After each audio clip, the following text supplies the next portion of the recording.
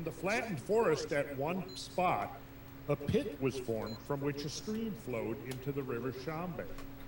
The Tunguska Road had previously crossed this place, but it was now abandoned because it was blocked, impassable, and this, of course, is because of the thousands and thousands of trees that are now laying over the road, right? But it was now abandoned because it was blocked, impassable, and moreover, the place aroused terror amongst the Tungusi people. The report of the Evanak tribal member Ilya Potapovich about the stream deserves mention. And this is from one of the Russian authors who wrote extensively about extraterrestrial events and included a huge section in his book on Tunguska events. And a lot of these accounts are from his book, right? A stream, Chergima, actually flows from the place of the fall. This stream is of very ancient origin, as may be judged from its deeply carved out bed in the cliffs, and at one point it has formed a great waterfall. So very suggestive there that we might have been looking at a feature that was created by some past catastrophic floods. One theory is that when the meteorite fell, a stream was formed as the result of the liberation of subterranean waters that had been under pressure. There's another possible assumption, namely that the ancient stream Chergima mentioned above did not exist when the meteorite fell, but its dried up riverbed had been preserved. When the meteorite fell and opened up underground water, the old stream bed was again filled with water, and a new stream was formed. Now that to me is a very interesting dimension of this whole possibility, that you have this stream that appears. This connection between this atmospheric event, this tremendous pressure, and the liberation of potentially reservoir of underground water. I'm sorry, I wasn't completely clear on what was happening there. Are they saying that there was an existing stream bed that was dry? Yes. Because there used to be water there, and then this meteor may have reopened the source? Is that? Yes. Okay. Yes. Wow. That is really interesting. Yeah.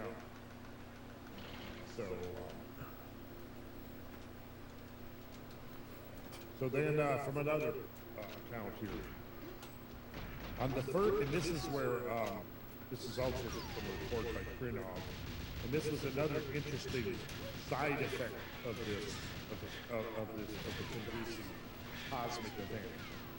On the first night after the fall of the Tunguska meteorite, from June 30th to July 1st, 1908, and with lesser intensity and a few successive nights, extraordinary optical phenomena were observed in the Earth's atmosphere. Everywhere in western Siberia and all over Europe, the attention of scientists and of a large number of people was primarily attracted by the unusually bright nights. In fact, it may be said that from June 30th to July 1st, there was no night at all. At the same time, massive, glowing, silvery clouds were seen against a background of brilliant, colorful sunsets. So, something has happened in the atmosphere. There's kind of an after effect. And sounds like noctilucent clouds. Yeah. So now I'm going to I'm going to do a screen share here. And I have a map of western Siberia all the way over to England in the British Isles. These are locations where anomalously bright nights were reported following the Tunguska event of June 30th. So that opens up some interesting questions about what's going on there. And to me, the most likely explanation, there have been a number of variants offered, but the one is that if it was a piece of a comet, it may have brought in with it a a lot of gases, volatile gases and so on that, you know, were brought into the atmosphere with it. And it is these gases in the atmosphere that are producing the unusual optical phenomena that we're seeing. And of course, at the time all of this unusual optical phenomena is being seen and witnessed by people in Europe, they don't know what's just happened over in Siberia. Right? It's not until years later that researchers put 2 and 2 together and go, wait a second, oh, look at this. For several nights right after the Tunguska cosmic event, you had these anomalously bright nights all over Europe. Even to the point, as they're saying, for the first 2 nights after, it was almost like there was no night at all. And the people did, in fact, think that was pretty strange. I'm going to jump back 2 images here while I've got the screen share going. This was, I'm trying to remember where this came from, but this, I think, was actually sketched out by one of the witnesses, or based, maybe it was like a relative of somebody that lived through it that described, I think that was, hopefully I can come up with the source of this. But it kind of really shows the effect, you know, of the great explosion and the shock wave sweeping over the ground and just blowing everything over. You can see, obviously see the presumably some Tunguskis there getting thrown about. You see here their hut is being thrown up. You see the reindeer are running, panicking away. You see the trees snapped off. The shock wave is moving across, and we'll soon shear these trees off right at the ground. Yeah, we have a couple of things to share here. One of these is one of my favorite artists' impressions of what they think the explosion may have looked like, you know, from up in the sky. Okay. Some of you may have seen it before. Yes, I've seen it. Yeah, so Hello? there's multiple impact, explosions. This is the first Pretty one. good, how are you? Right. Just think your information going for the accurate Awesome. Now this is interesting, this dome. Half an hour away. Okay, cool. Yeah, that shockwave has hit the ground and is now rebounding. Okay, perfect. Yeah, I'll be waiting here. Right. Thanks, man. Yeah. See The ya. other one, Kyle, Thank you, put bye. up here. These are Noctilucent clouds. Yeah, so you can see how bright they are. Yeah. They're supposedly made by ice crystals that are way up in the atmosphere, so the sun can keep them lit for a long time after it goes down. Yeah, and that was, I think that's one of the speculations as to the anomalously white night. Yeah. Was They ice have a lot of crystals. material. Yeah, if it blanketed the upper atmosphere with ice crystals or whatever, you know. Yeah. Fuck off, man. Because you know that pressure is going to crystallize a lot of water vapor. This is from one of the early, this was published, what I'm about to read to you now is published in 1931, J.G. Crowder, Scientific American. And this is now, of course, when a lot of this knowledge is now coming to American scientists for the first time. Right, so he writes, many other reports referred to the devastation of the forests and the felling of the trees in uniform direction.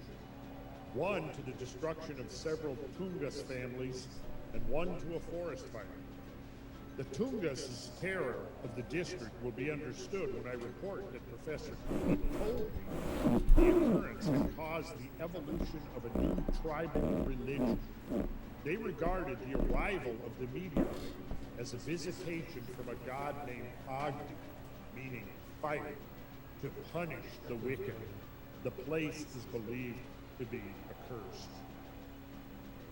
So that was way back in 1931. Then in 1996, Kevin Zonnelly, an astronomer, wrote an article in Nature entitled "Leaving No Stone Unburned." And he starts out his article by saying that perhaps the earliest widely held theory for the Tunguska explosion was that the world was about to end. Now that was the impression of a whole lot of these people that witnessed this thing. This is it's over. The world is now going to be destroyed. There's no way that we can be experiencing something this powerful. It is not the end of the world. The Tunguska impactor exploded above a sparsely inhabited region in central Siberia with the force of a 15 megaton bomb. The blast wave flattened trees over 2,000 square kilometers and excited a magnitude 5 earthquake. Thermal radiation scorched trees and set fires over much of the range, and even 70 kilometers, which is about 45 miles, away, an observer removed his shirt for fear it would. Please. I can't believe he's Goes on still to say that alive. the earliest scientific expeditions to the impact site launched almost 2 decades after the event, concentrated on the search for meteorites. But no meteorite was found. Instead, the explorers found a huge region of trees felled in a striking radial pattern, at the center of which they found standing trees stripped of branches. Apparently, the meteor exploded in the air. So recent attention was focused on whether the Tunguska body was a comet or an asteroid, which gets us back to that controversy. And then finally he says, at present, there are 2 reports of possible debris. One is a modest iridium excess in local peak.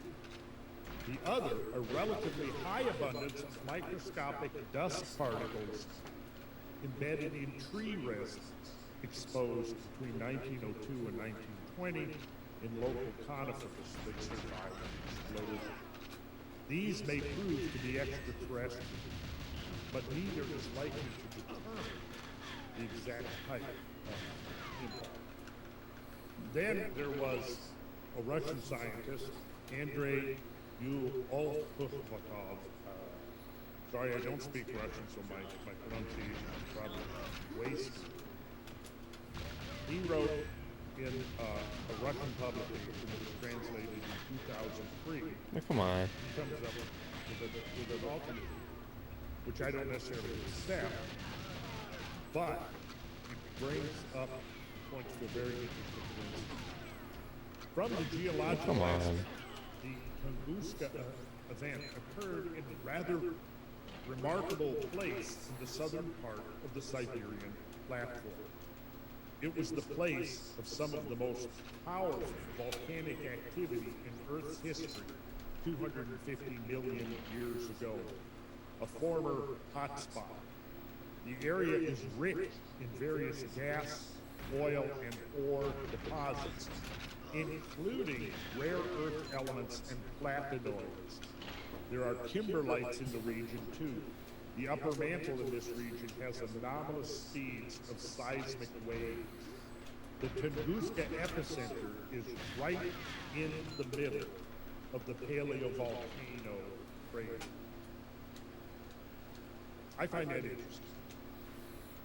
You know, it's almost like the Tunguska event is pinpointing a specific spot on the surface of the Earth where you had one of the largest, if not the largest, volcanic event known in the history of the planet. Kimberlite pipes come up under tremendous pressure. You know, diamonds are often found in kimberlite pipes. The upper mantle in this region has anomalous speeds of seismic waves. So maybe the tectonic nature of this area had something to do with the impression that eyewitnesses had of there being a subterranean component to the event. Okay, so kimberlite is an igneous rock, which sometimes contains diamonds. It is named after the town of Kimberley in South Africa, where the discovery of an 83.5 carat diamond called the Star of South Africa in 1869 spawned a diamond rush. But I don't see kimberlite pipes. Occurs in the Earth's crust and vertical structures known as kimberlite pipes, as well as igneous dikes. Also occurs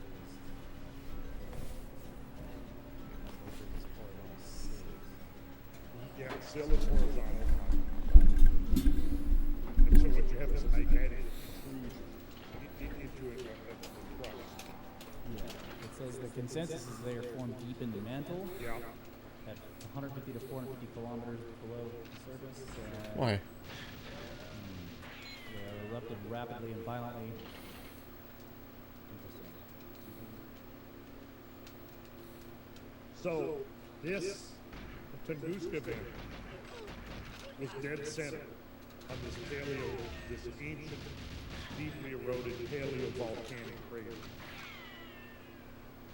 which undoubtedly played a large part in causing the greatest mortality event in the history of life on Earth, the so-called Great Gyges of 251 million years ago, the Permian gas found.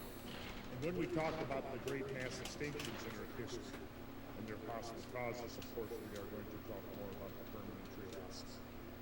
So here are the microbarograms that have been recently installed in England at 6 English meteorological stations from the morning of June 30th, 1908. And basically what you see here is the shock wave passing over England that morning, registering on the microbarographs, but nobody knowing what's causing this anomalous pressure pulse that's passing over England. And here you see a composite barogram showing the multiple wave fronts passing over England. And this is after Fred Whipple.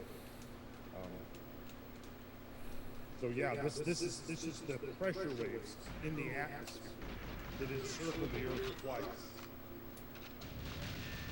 And so here are some of the observed characteristics, just sort of a bullet list of the things I put together through reading the various accounts and so on. The observed characteristics of the Tunguska event. A ball of fire brighter than the sun. Yo, what's up, Anomaly? What's up, man? Dude, I have my man. Or sky split in two, deafening thunder. I've also been following Hunter Biden pleading guilty yesterday. But yeah, the sub is really tragic. Oh, so tragic. Alright, be right back. Yeah, I think they're trying to use the media to slide the Hunter Biden pleading guilty or something, who knows. But yeah, it's very tragic. Be right back, be right back. And a pillar of fire and a pillar of smoke. So those are some of the characteristics. Then there are secondary effects, which we have only looked at a few of those. For example, one of them was the anomalous optical and atmospheric effects, the white nights, the sky glows, noctilucent clouds, etc. But there were also intense and prolonged solar halos in the aftermath. And there were heavy, intense meteorological and precipitation events all over Europe in the days after. There was also a decrease in atmospheric transparency detected in the US, like as if the atmosphere was loaded with something. And we won't really so much get into this. It's kind of technical. It's so sad, man. It's just so tragic, dude. That there were disturbances in the points of neutral polarization, in the scattering of sunlight, which is a direct function of atmospheric turbulence. There has also been found magnetic microspherules that have now been found deposited in the regional soils. And let's see, what were some of the others? Yeah, so there's a lot of very interesting stuff going on. Enhancement of carbon-13 and iridium in peat layers associated with the catastrophe, extremely rapid recovery of forests after the catastrophe, and accelerated growth in trees surviving the catastrophe. The trees that survived the catastrophe underwent a growth spurt.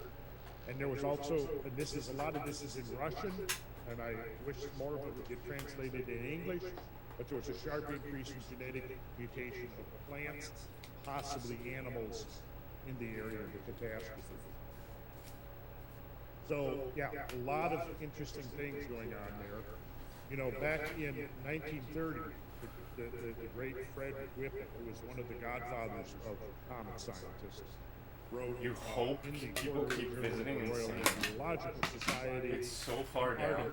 Again, one of the It's earlier so far below the publications surface of the on ocean. It's entitled "The Great Siberian Meteor and the Waves, Seismic and Aerial," which it produced.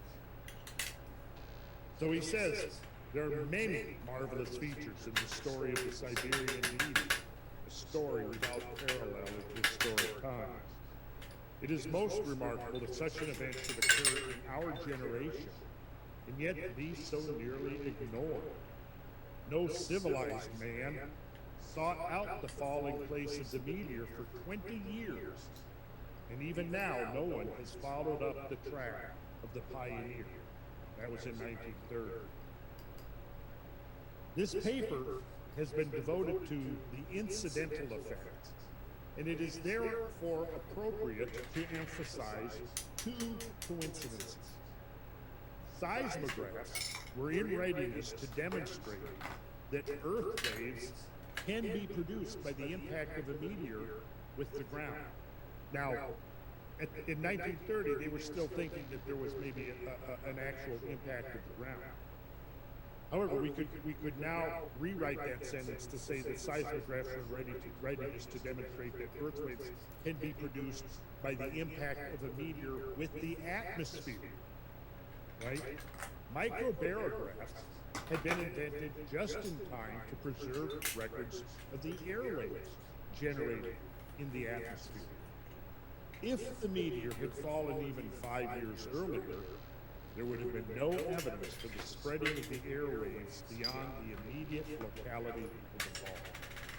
If it had fallen 20 years earlier, we should have known nothing of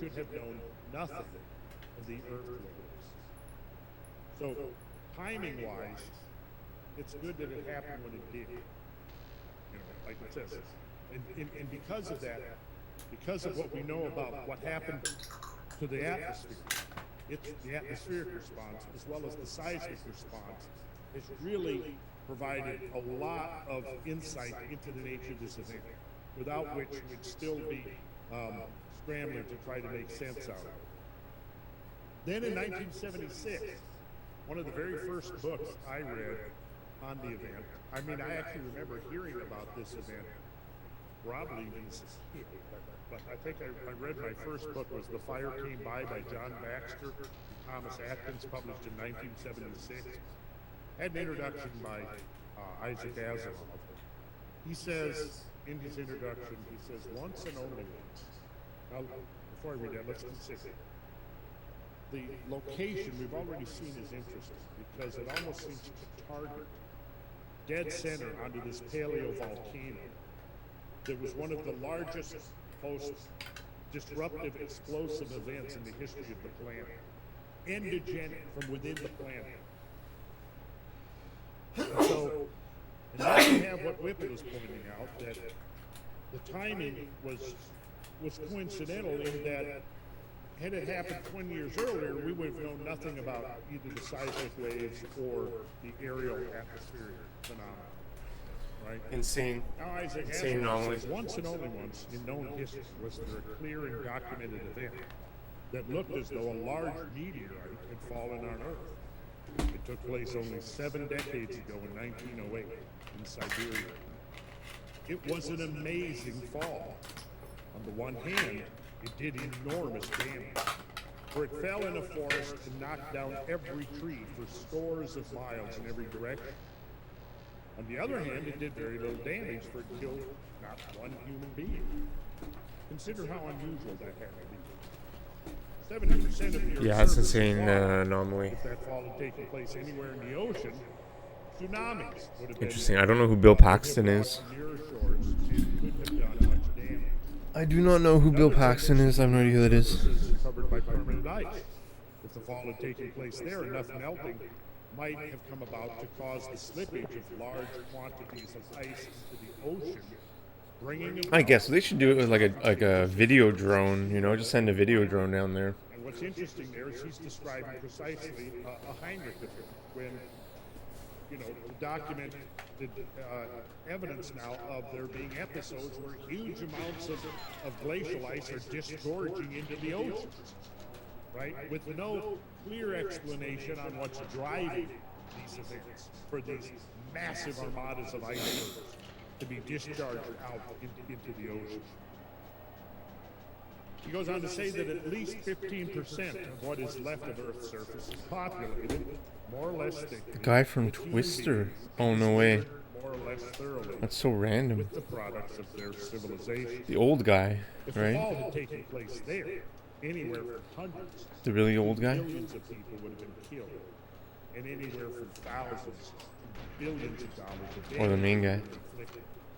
The fall would have completely I'm gonna have to get up in 15 minutes or less because they're picking up perhaps not more than 5% of my the car could today. have received that 1908 blow without any damage Oh wow, at all insane. being done to human life and property.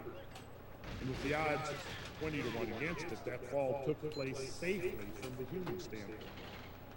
By the same token, the place in which the fall occurred was inaccessible, or else it would have been populated. And it was years before the vicinity could be examined. It was only then that the real mystery began.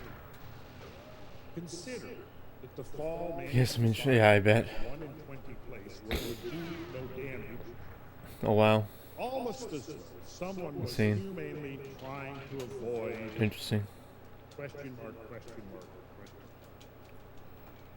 That's really interesting. Rediscovered what our ancient ancestors knew. Periodically, planet Earth is overcome by sweeping catastrophic events that completely flop the landscape of the world, reset the global ecological clock, and disrupt humankind's efforts True. to build a sustainable civilization. Yeah, that's true. The forces of nature that trigger such events are still in operation and will remain so despite our refusal to acknowledge them. But whether we accept it or not, we are inextricably a part of a cosmic ecosystem. And our fate is tied to phenomena which, for the time being, is beyond our ability to successfully respond. This can change, but only with a major change in our priorities as a civilization. The process begins with education. Please join us and participate remotely as the Cosmic Summit True. will be live streamed to the world via howto.com.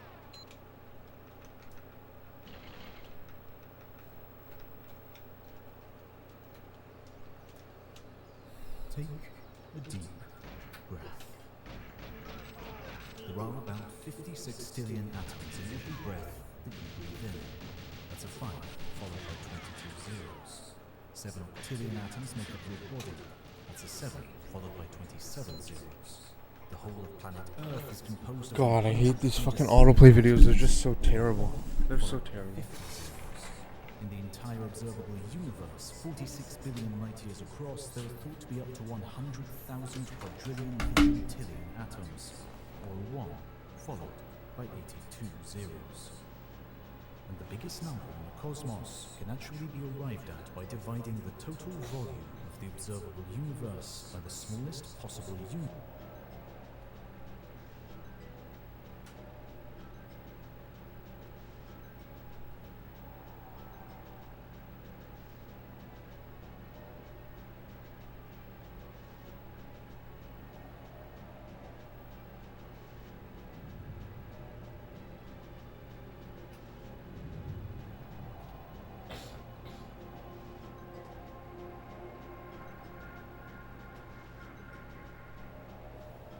So this is the famous meteor crater in Arizona.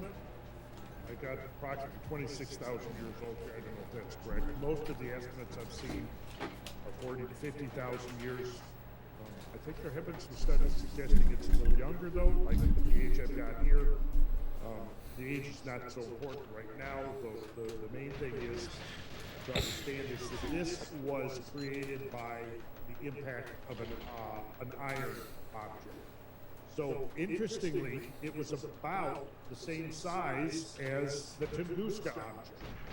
So it kind of gives us a means of comparison. And of course, the difference being the much greater density of the meteor crater in Arizona, that meteorite is why it hit the ground and created this hole in the ground, which is obvious to anybody, and why Tunguska did not create a hole in the ground. Please. So, Please. estimates here were about 20 megatons. So, given that the estimate for the Tunguska, I used 15 megatons because that's the one usually cited, but there have been estimates up to 30 megatons for the total energy released by the Tunguska event.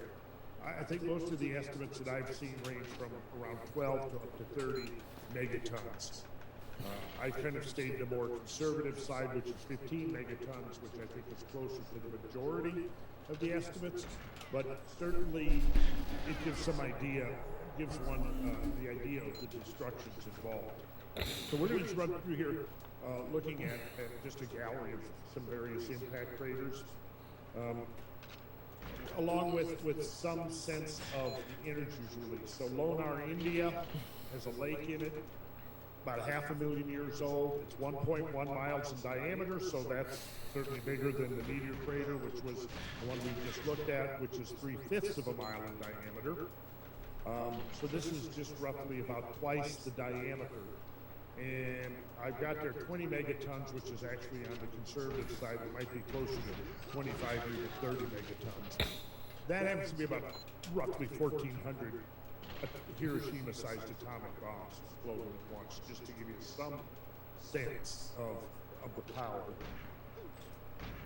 This is in Ontario Holoford crater. Now this one is very obscure. It's almost more of an astrobleed than a crater, because it's definitely a scar, but it's healed a long ways because it's obviously become eroded and filled with sediment. You can certainly see the circularity of it. And it's a very old one, so that's consistent with its degree of erosion. As it says here, diameter 1.46 miles. At that point, the explosive energy is about 42 megatons. So now we're getting up into the range of Tsar-Bomba, which I remember I said was 55 megatons, which was the largest hydrogen nuclear bomb ever tested during the Cold War by the Soviet Union, which was more than 3 times the power of Bravo, which was the U.S.'s largest hydrogen bomb. 2,800 Hiroshima-sized atomic bombs exploding at once.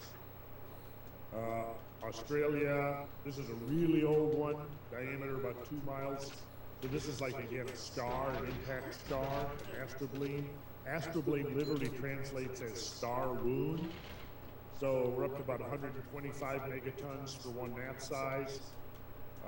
The BP structure in Libya, which is about 120 million years old, it's almost 2 miles in diameter, so it's going to be about 125 megatons, right in that range.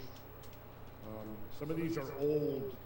Here's a better shot of the same BP structure, maybe with some recalculations, because probably the other one was an older version, because I've been putting these things together maybe for 25 years, so sometimes I update them, and then other times I don't update them, and some of the information may have become dated in the process because but the point here is not the precise details of this, but in this case, what we're looking at is to try to get a general concept of the energies involved. I've always been fond of this. Steinadation in Germany, about 14.8 million years old, 2 miles in diameter. There's actually 2 villages built right inside the crater. And notice the flatness of it in the farmland, which shows that the crater has been infilled with a lot of sediment. So this would have been roughly about 8,000 Hiroshima bombs exploding at one time. Come up Brent Crater in central Ontario, also about 2 miles in diameter. Now, a lot of craters in Canada, and I think one reason for that is that because of the successive glaciations over Canada, a lot of the upper layers of the bedrock have been scraped away, and so they've kind of exposed some of the astrobleeds that might otherwise be more obscure under the top layers of rock. And you'll notice that a lot of them do have lakes in them, and here you can very clearly see the circularity. This is probably the inner part of the crater. There may have been a raised rim around here. Chubb crater in northern Quebec, also about 2 miles in diameter. It's an almost perfectly circular lake. This is Flint Creek structure in Tennessee, which is kind of in our backyard. And this is probably one of the 34th parallel chain of craters, which we're going to look at and talk about in detail, because right across from east to west in the mid-central region of the United States. There's an interesting What? array of craters and crypto explosion structures that are almost aligned in a pattern. Some of them are proven to be impact. Now this is the Flynn Creek structure, and this is just a digital elevation model, but very clearly the central uplift peak shows up. The rim is highly distorted, probably because of the tectonic processes, because it's a very old, about 360 million years old. 2.2 miles in diameter. Why? 180 megatons and 12,000 Hiroshima-sized bombs. Goat paddock in Western Australia. Imprecisely dated, less than 50 million years old. Now we're up to 3 miles in diameter. Explosive energy about 500 megatons. So we're getting up into some serious energy here now. 500 megaton explosion, we can consider that a state killer. An object like that striking the center of Texas is going to be pretty much leave most of Texas depopulated in the aftermath. Dow Creek Crater, Saskatchewan, 3 miles in diameter. The remnant of the central uplift is an island.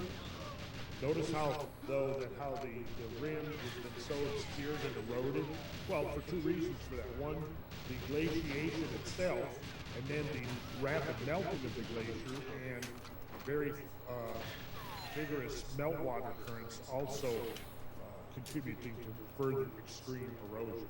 But the feature is still there, and it can actually be roughly dated, but it's less than 250 million years old. So, Pilot Crater, Northwest Territories, again, we're looking at Canada, 3.6 miles in diameter, explosive energy, over 1,000 megatons now, 1,060 megatons. And this is based upon a simple formula that only gives you approximately a ballpark idea of the energies, and it's basically a formula that's derived from known impacts and nuclear explosion energy released, craters produced, etc., to come up with a simple ratio between crater size and impact energies. But of course, there's a lot of variability in there, depending on the nature of the impactor, its velocity, the nature of the target material, and so on. So this is only just a rough approximation, but it does give you the idea, it gets you the ballpark. Decaturville, Missouri, diameter 4 miles, that puts us up there again in that 1,000 plus megatons. The Decaturville, Missouri structure is also one of these 34... Oh, come on, man. What is this? Like, why? Fuck you. Be right back. I think maybe even 3 of them, of the 9 or 10 of them. Crooked Creek, Missouri, this is another one that could be possibly related to this crater chain. It's 4.34 miles in diameter. Check this out, 1,792 megatons. So that's 120,000 Hiroshima bombs, all exploding at once. So we're getting up to some pretty significant energies. Another one, Couture, Quebec, Canada, 5 miles in diameter. At 5 miles now we're up to 2,800 megatons. Let's move on, because this is the Gyges, I don't know, Kazakhstan, approximately 5 million years old, 5 miles. So here's 2,800 megatons again. We'll keep going. Shoemaker, Australia, named after Eugene Shoemaker, who was studying this particular crater when he was killed in a bizarre accident in the outback of Australia. And I don't have the size of this, so let's see, I might have it. No, don't have it. So, but it doesn't matter. La Moyniere, Quebec, 400 plus or minus 50 million years, 5 miles in diameter, 2,820 megatons. Keep going. This is Upheaval Dome, Utah, less than 65 million years old, 6 miles in diameter, explosive energy. Now we're up to about 6,000 megatons. Remember I said at the peak of the Cold War, the total nuclear arsenals of the U.S. and the Soviet Union was 10, maybe 12,000 megatons. That was considered to be pretty much enough to destroy the world if it was all unleashed in a nuclear exchange, right? So Brad and I actually visited this one. Pretty impressive, because it's an astrobleme that was undoubtedly buried, and and has had the top layers of rock stripped away to expose this thing that was, you know, at one time buried beneath the surface of the land. And you see remnants of the old land surface around it in the rim. Look at this central uplift. So this would be a really cool expedition. In fact, we would add this to the list in one of our undoubtedly future expeditions into the Colorado Plateau and Canyonlands. Because this is in it's in Canyonlands, right, Brad? Yeah, that's what I was going to add there. That's the Green River right up at the top. So that is within Canyonlands National Park in Utah, southern Utah. Right. Sweet. Okay. Eagle View. This one's hard to see, but I put in a circle. Again, a lot of these are really obscure, and from the ground, you wouldn't even know they're there. So this is more like an astrogleam rather than a crater, because the scars are still there. And then you do the studies and you find all the impact proxy material, or you find shocked quartz, or you find brecciated rock, which is broken rock, or you might find some melt blast. Many of the different various ways that the craters are identified and confirmed. So check this out, 6 miles, 5,300 megatons. Asumtwi in Africa, 6.5 miles, over 7,000 megatons. Now Deep Bay, Saskatchewan, diameter 7.2 miles. Notice 9,950 megatons. So we're now getting up close to the total megatonnage in these arsenals of the superpowers during the peak of the Cold War, which thankfully never got unleashed in an all-out thermonuclear war, or we would probably not be having this congenial conversation right now. So, as you can see here, yeah, now we're getting up in the scale. This thing is, like it says, 7.2 miles in diameter. Here's one in Brazil, also about 7.2 miles in diameter, so the energies would have been equivalent. This is Jamanshin, Kazakhstan. This is young, less than 1 million years old, 8.7 miles. Notice here, 18,900 megatons. So now we have exceeded, and this thing, if you can see it, it's right in here. Let's see, I might have it. But, so now we're well beyond the total megatonnage of the entire nuclear arsenals. So less than 1 million years ago, Less than there a was an million. event there that released more than the entire megatons of the Cold War arsenals. That's All being exploded at once. in the same place. Yes. In Kazakhstan. In Kazakhstan. Yes, so you can see that would have been a pretty significant event. So it would be interesting to look and see if there's any evidence of, you know, extreme sudden climate change in this area, any mass extinction events, any biotic turnovers, which I haven't done, but of course it'd be interesting to look, because I would think that an 18,900 megaton explosion would have to have some kind of substantial effect that would leave residuals that could be studied today. Wells Creek, Tennessee. We also visited this one, and there is a there's a quarry we didn't get into, but there's a quarry. I think didn't we learn in the Central Uplift, Brad? We met the gentleman who had property adjacent to the roadway into the quarry. That was Wells Creek, wasn't it? I don't think it was right into Central Uplift. Oh, okay. But we did Tennessee River coming across there right at the top. Yeah. So we didn't get in there. So that's probably worth a return trip at some time. It would be really interesting to get into that quarry.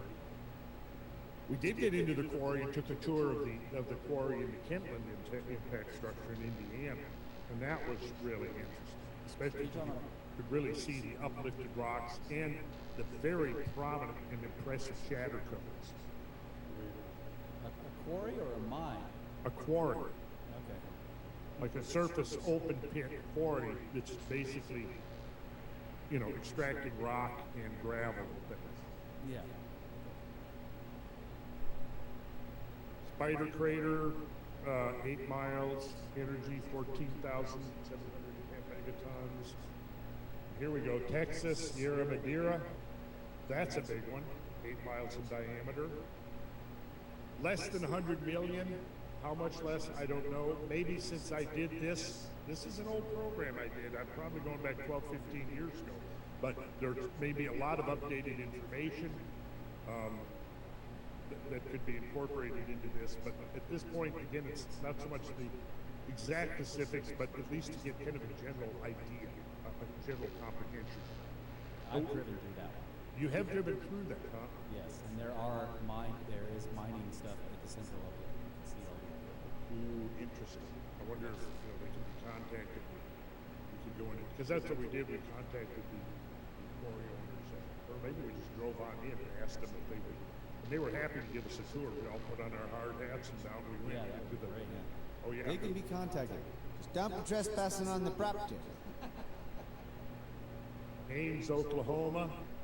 Look at there, 10 miles in diameter. Some of these, of course, are just terrain modeled because they don't really show up too clearly from the surface. But again, a lot of research is ongoing, and I haven't been able to keep up with the most, up-to-date information on all of this. 10 miles in diameter is now 29,800, so we're close to 30,000 megatons. So now, this object here, explosion, we're getting, in the range of 3 times the entire nuclear arsenal. Arunga, Chad, this one I've always thought was quite interesting. 10.2 miles, 36,600 megatons. That's 2.4 million Hiroshima bombs going off at once. This astral beam is part of a multiple impact event. Looks like that there's another right up here. You can see it in the upper right-hand corner. And then above that, there appears to be even a third impact star. So this could have been an object that was coming in fragmented, probably an early fragmentation, and in the sense that they hadn't had much time for the parts, the 3 objects, if they were in fact consolidated, that they were originally one object, for them to become separated very far. I've never really known how would you say this, Kyle? Yeah, I think you had it right. El Jiu-Jitsu. Yeah, Russia. Okay. Yeah. So, yeah. Getting up there, Gosses Bluff, Australia, 14 miles in diameter. And here you see a central uplift ring, which I think is interesting. And Greece, Germany, 14.4 miles, less than 15 million years old. So that puts it back early Pliocene. I heard a sound. Hot and Astrobline, Northwest Territories, 7.9 million. We'll just skim through these. Notice you're up to 20 miles here in diameter. Here, explosive energy, 200,000 megatons. Now we're getting into a serious global event with the ones that are following. 20 miles. So we're looking. Oh, here we go. Shoemaker. Approximately 20 miles, less than 5 million years. Approximately. Yes. Which is interesting because notice I've mentioned before the Hemphillian extinction that was about 5 million years ago. I would say that, if you look at the late Pleistocene extinction and then you go back in time to find an equivalent extinction level event, you're back at the Hemphillian, as it's called, and that's usually dated at about 5 million years. Is there a connection? I don't know. Maybe it's just a coincidence, but maybe there is a connection. 17.5 miles, 200,000 megatons, and then we get to Clearwater Lakes. This one's always been fascinating to me. This is like a tandem or a dual impact. 2 objects, are they simultaneous in impact time, or are they separated in time? I don't know the answer to that. I think most of the assumptions are that it was like a twin object that they impacted simultaneous. There may be new studies on it showing that were not exactly simultaneous. I don't know. But notice here, West Crater over here, which has the central uplift ring, is 19.2 miles in diameter, and the eastern crater is 13.2. The combined explosive energy, 400,000 megatons. So that's like the size of the Hiawatha right there, that 19.2 miles. Yeah. Now, we are now looking at certainly global scale event here. Maybe not enough to cause the kind of mass extinction we saw in the KT or Permian Triassic mountains, but certainly enough to have global ramifications. Carswell, Saskatchewan, 23.5 miles, over 600,000 megatons. Here's one in Araguana, Brazil, 25 miles in diameter. Arakul in Tajikistan, again, notice here, 5 million years old. So is it possible we're looking at a bombardment period, 28 miles in diameter? So again, here's two major craters on different sides of the Earth coinciding roughly with a mass extinction level event. Are they connected? I don't know, because would have to really go in and get a very accurate chronology in order to try to tie these together. But what we're seeing here within the broad parameters, it certainly opens that possibility that we had a period, and they may have not occurred at the same time, but you know, the thing is just, you know, if you have one blow that incapacitates a large section of the planetary biosphere, and before it can fully recover, you have another one or several more. You see, it may not be just one punch that takes it down. It may be several. You see, Stilgen, Sweden, 31.2 miles. Look at that explosive energy. Now we're looking at 1,640,000 megatons. Not again, global event, but very old. Ackerman, Australia, again, very old, but global. 34 miles. You don't have an explosion that unleashes 1,800,000 megatons without having global consequences. Charlevoix, Quebec, 34 miles in diameter. Beaverhead. Randall, Yes. you know, you're looking at these ultra large scale asteroids, and you keep saying global consequences. Give us an idea what those global consequences will be for something like this. Well, you'd have darkening of the skies. You'd probably have intense acid rain. You'd have, you know, large-scale regional biomass burning. You'd probably have seismic consequences and perhaps volcanic consequences, because, you know, this is going to even the Tunguska event caused, you know, detectable changes in Earth's magnetic field that lasted for hours, right? I mean, we're really just at the beginning of understanding how these things are going to affect, but yeah, certainly it's going to affect the Earth's geomagnetic field. It's probably going to strip away the ozone layer, which allows a lot more cosmic radiation to come in, and which could produce mutational episodes. I mean, there's all kinds of things that could happen. Now, obviously, in the immediate vicinity, it's going to wipe everything out. It's going to sterilize that section of the planet. In other areas, the effects will be less severe, but there will certainly be consequences. You can't have, like it says here, a 2,666,000 megaton explosion without there being global consequences. Are they extinction level events? Well, okay, now when we're getting up to Manicouagan, look at here. Yes, I think now we're getting an extinction level. Now, can we correlate? There has been some attempt to correlate Manicouagan, I think, with the Jurassic extinction event. But I think at this point, the dating is not strong enough to show a definite correlation. But even without a definite correlation, my thought is that an event like this, that could produce a 50-plus mile diameter crater, could have effects that would take millennia to play out.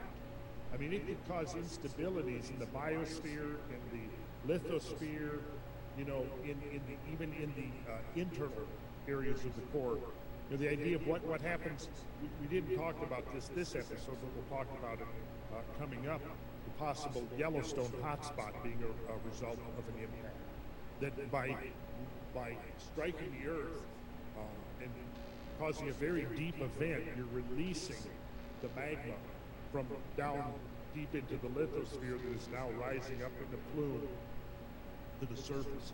David Alt has done some work on that, and we'll get into that, especially when we come around to setting up the context for the Great Pacific Northwest mega flood events, which will be coming up.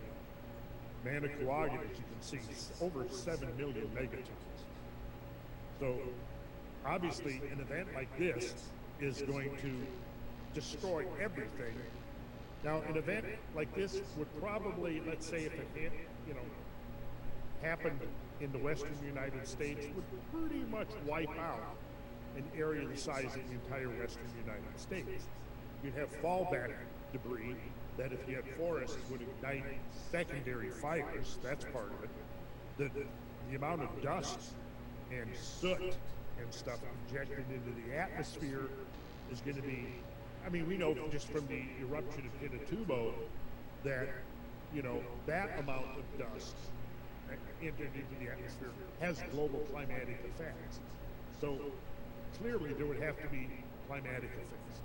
Undoubtedly cooling. Yeah, the cooling. The RSX is gone. It's gone. Habitat We did it. loss. We did it, boys. We sold it. You could have bottlenecks. And girls. And girls. We did it. Full extinctions. And a bottleneck might not show up. See, that's the thing about the late Pleistocene, like particularly amongst humans, because if you're, you know, you may reduce the human population by 90%. But if that other 9%, 10% that survives is pretty much genetically diversified, you may not catch a bottleneck, you know, if you're not looking for it. Chesapeake Bay asteroid, this is 56 miles in diameter. This is the one that created the Tektite field that shows up in Georgia. So we're going to wrap this part of up. Here's of course, the famous, this is again buried under nearly half a kilometer of limestone. But what's under there is this thing, a multi-ring structure with a central uplift. It's estimated its explosive energy is 300 million megatons. And of course, this is the extinction level event and impact associated with the rapid disappearance of the dinosaurs at the end of the Cretaceous. And then you have the Sudbury, Ontario, 155 miles in diameter, you know, 340 million megatons. Again, we're talking about a global event. The Red Fort structure in South Africa, 187 miles in diameter. So these are huge events, and thankfully they were a long time ago. But, you know, we might be talking here about a different class of events. We did it. That It's Brad sold. mentioned earlier, that if we look at, say, a Tunguska type event, now, if one of those happened over a densely populated urban area today, you're talking about instantaneously 1 million casualties. Okay, so that would be global event, and certainly in the sense that it would have global economic repercussions. You know, it wouldn't necessarily, you know, if it happened, let's say, over the eastern seaboard, it's not going to have consequences, ecological or climatological consequences too much for, say, somebody in Europe. But if you instantly wipe out an entire city the size of Washington, D.C., New York, and you kill 1 million people and perhaps leave another 2 or 3 million people really seriously injured, yeah, I mean, that's going to have all kinds of consequences, social and economic. But here's what we're going to get at, and here's what we're going to see. Damn, it feels good, man. It feels fucking good. And the idea that if you're only limited to crater counting, you may not really be looking at the full broad picture of the kinds of things that would threaten you. I'm super hyped. Because we are finding that there's evidence for what we could say is multiple simultaneous Tunguska events. In other words, Tunguska was one perhaps piece of a probably small. Yo, Moonraker, what's up, homie? Enki was It's tonight, yo. Thanks, man. Hopefully. that might Oh my god, dude. Hopefully. miles in diameter that came into the inner solar system and began this ping pong Moonraker was here for my damn 53. process against I was and my Aztec 142, I think. Earth encountered the byproducts of that disintegration more than once. Well, certainly it is. Because the Earth processed that. Having chat on screen is really cool. Because when you watch the video again, you have all those memories of all the friends being there. It's the best. I love it. His address. You can barely see my chat on screen, but yo, what up, man? How you doing, bro? Asher, all of these guys, what they're looking at is the dangers posed by a multiple Tunguska type event, where you might, you know, what if we had a dozen Tunguska objects come in? Or 100? What would 100? Well, now we're looking at an event that would be on the scale of a thermonuclear war. 100 Tunguskas, my God, that would be, I mean, you start contemplating the consequences of that, and they would be profound. What's up, bro? How you doing, man? Not enough to cause a mass extinction event that somebody 100,000 or a million years from now can come along and document. But certainly the consequences for the stability of modern civilization would be severely tested. Even maybe to the point where civilization itself will collapse. And see, what these guys are looking at is massive evidence that makes that a very realistic scenario. Okay? So it may be that just our crater counting doesn't really give us the full picture, because that is a specific class of object. You got 100 Tunguskas coming in, and they're exploding in the atmosphere because let's say they're between 30 meters and 100 meters in diameter.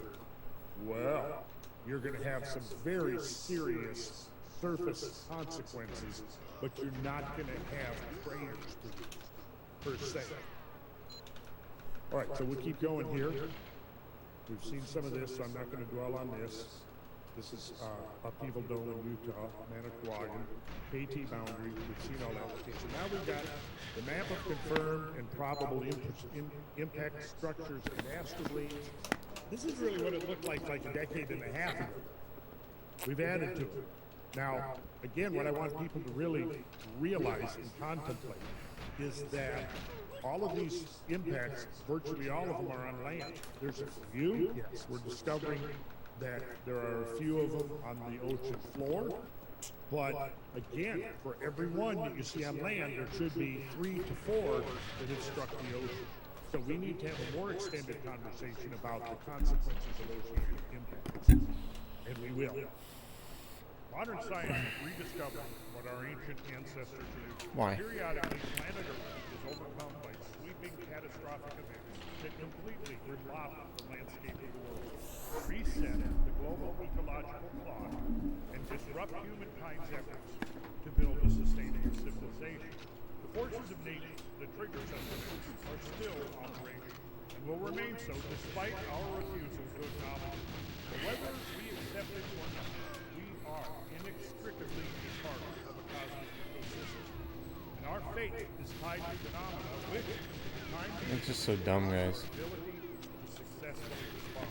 This can change, but only with a major change in our priorities as a civilization.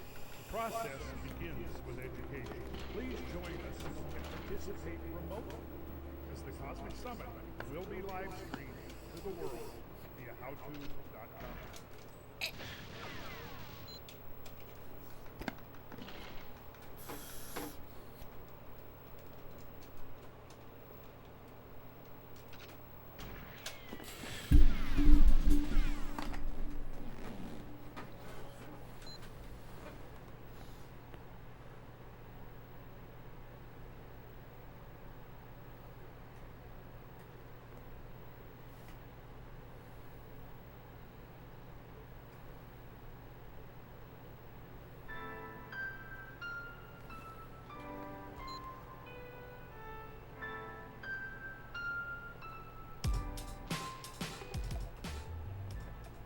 Welcome back to Uncharted X. My name is Ben, and this is the Uncharted X podcast.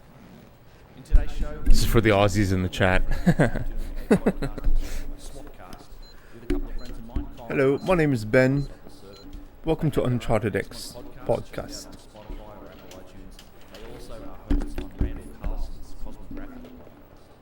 In this show, we're taking an in-depth tour of the Seraphim of Saqqara.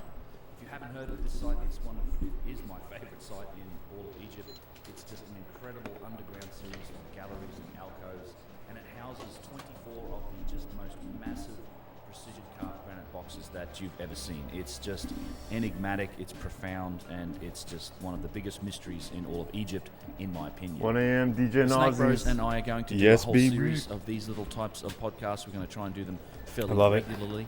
We're going to go through my raw video footage of, we're going to pick certain sites and just go through them in some detail, and they can ask questions. They Dang, haven't so when seen I them in stream person, during the they've done day, lots of research on you're them. like watching in the it's a middle of good the way night. to kind That's of do an wild. informal Thanks, tour bros. around a Yo, lot of these sites. honestly, thanks so much, The dudes. I Seraphim appreciate really that so is fucking an much. epic place, and you're seeing some of the footage from my most recent visit there. But I've visited the site on several occasions, and in this podcast, we're looking at the footage from an earlier visit there that I had in 2016. If you're interested in a few more of the specific details of the Serapeum and why I consider it to be just such a mysterious and amazing sight, I do have like a 6-part series on the Serapeum, some of the earlier videos that I made on my channel. I've got a playlist for all of those episodes, and there's a link to it below. I hope you guys enjoy the show with the Snake Brothers. If you like the idea of me doing more podcasts like this with them, please do leave a comment below. I have a lot more content planned for this year, one part of which is my own podcast on iTunes and Spotify and all the regular podcast libraries. I released this last year. There are a few episodes up of the Uncharted X podcast, but I'll be releasing a lot more episodes in the near future. You'll be able to find the audio for most of my videos there, as well as the audio from episodes like this. Now, on to the Serapeum. All right. This is a special podcast. We got Ben from Uncharted X here, and we've sort of teamed up on this. We're doing a group effort here, and Ben, we've been talking about doing this for a while.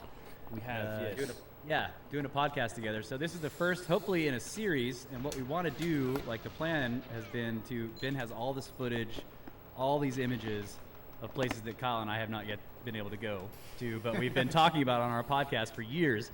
So the idea was let's go through some of these images and some of the footage that Ben has, and we'll just sort of do a mystery science theater kind of thing and talk about it.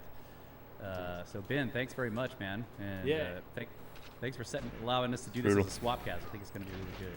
I think so too. Yeah, the trick was always like trying to find a home for it. I came on your guys' show a while back now, which was a lot of fun, and then we recently recorded a podcast with Randall on Cosmographia, and then we're like, let's just make this happen because we've been talking about you coming on my show. So we thought, why don't we just do it together, I guess, and just put it on both the channels, and everyone can do it. So for everyone on my channels, Brothers of the Serpent, I'm sure many of you know who they are, and go and actually subscribe to the YouTube channel as well. Someone unfollowed me after my basketball stream yesterday.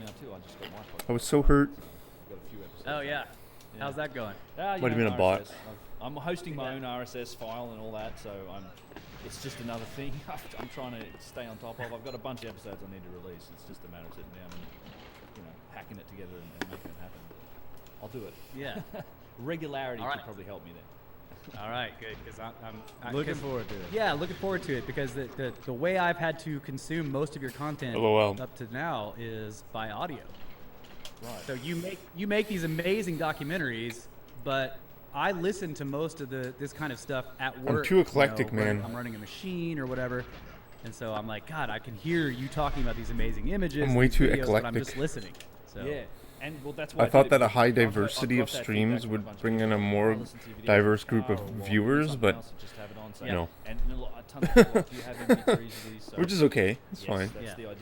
I love my viewers. I'm happy to have the viewers. I'm happy. So happy that my viewers. But what I'm saying is, man. Yeah, I'm gonna go through all my videos and release them all as just podcast episodes and tell people like, hey, there's a video that goes along with it if you want to hear it. Yeah, I get it. Just artwork and RSS. That's the truth. Yeah. And you guys have the same artwork. I'm trying to do episodal art. Yeah.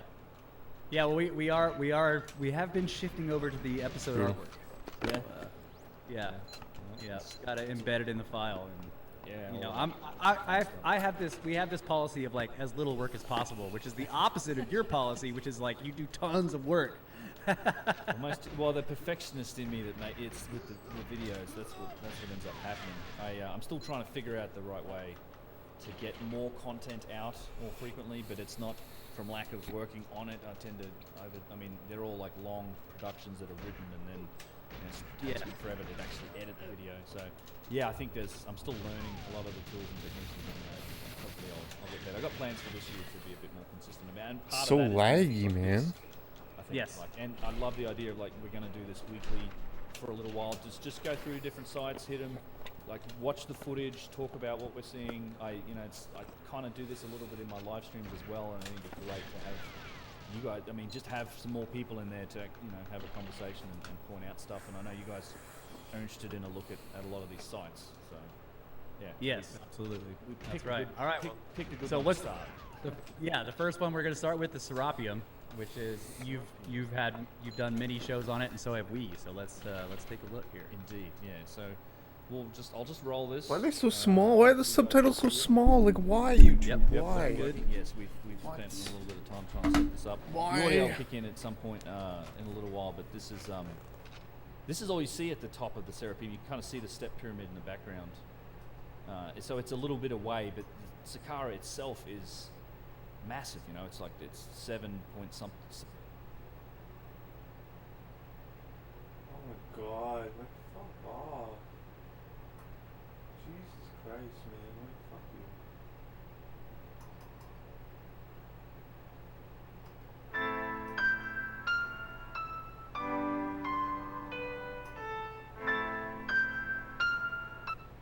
Is that the way I've had to consume most of your content up to Ruben, that might be another pyramid. did I'll just roll this. Hopefully you guys can see it. Yep, It's all looking good. working. Yes, we've spent a little bit of time trying to set this up. The audio will kick in at some point in a little while, but this is all you see at the top of the Serapeum. You can kind of see the step pyramid in the background. So it's a little bit away, but Saqqara itself is massive. You know, it's like it's 7.5 miles long by about 3 miles wide. So it's actually a Holy big, moly, man. big site. That's not the Serapeum. That's the what I think this is the lesser galleries, which we'll get to. That's the actual entrance to the Serapeum. Oh, okay. Down the hill here, and there's actually I gotta that- play around with it still. Another pyramid that may be the But I might make the game the full screen game and have the backgrounds used for to the be, name and the space Sphinxes and the chat and shit, Yes. but have the game Okay. Yeah, so full there was an avenue of like for the 600 full sphinxes, immersion. So this was clearly an important place. I don't know what's better or not. I gotta sit down and watch the It's a replay tribute of to the late stream period. I'm after. sure it was being used during if not the middle period, definitely the late period. I might do that. You know, and it was an important place that hasn't had an avenue of, I think, 600 sphinxes leading off that way, you know, behind us. And so did they take them away before they knew that the Serapeum was there? I suspect that the dynastics were using it as a ceremonial site of, for whatever they were purpose, you know, they were dedicating the box, or maybe they were just starting to. I don't know, because there's only the one box that's really been carved into. But you know, those small, I think they were smaller sphinxes. But I suspect that was done by them, probably. My opinion, if you grant that this site Is there a probably god? No, older, there's not. and that they No god. they renovated it and they reused it, and they pulled it into their culture, and I think they probably built the avenue of sphinxes on the outside leading into it. That would be my speculation, at least, because you know, I really do think, and there's so much evidence of renovation in this site that I suspect that's likely what happened. Because they did that at a lot of sites. You've got the Avenue of Sphinxes at Karnak, at Luxor, and they did that on their important sites, and I think they probably treated this like an important site. It's pretty profound when you go in there. Don't try and get any information about the site on Wikipedia, because they don't mention any of the boxes Brutal. or even have a picture of it.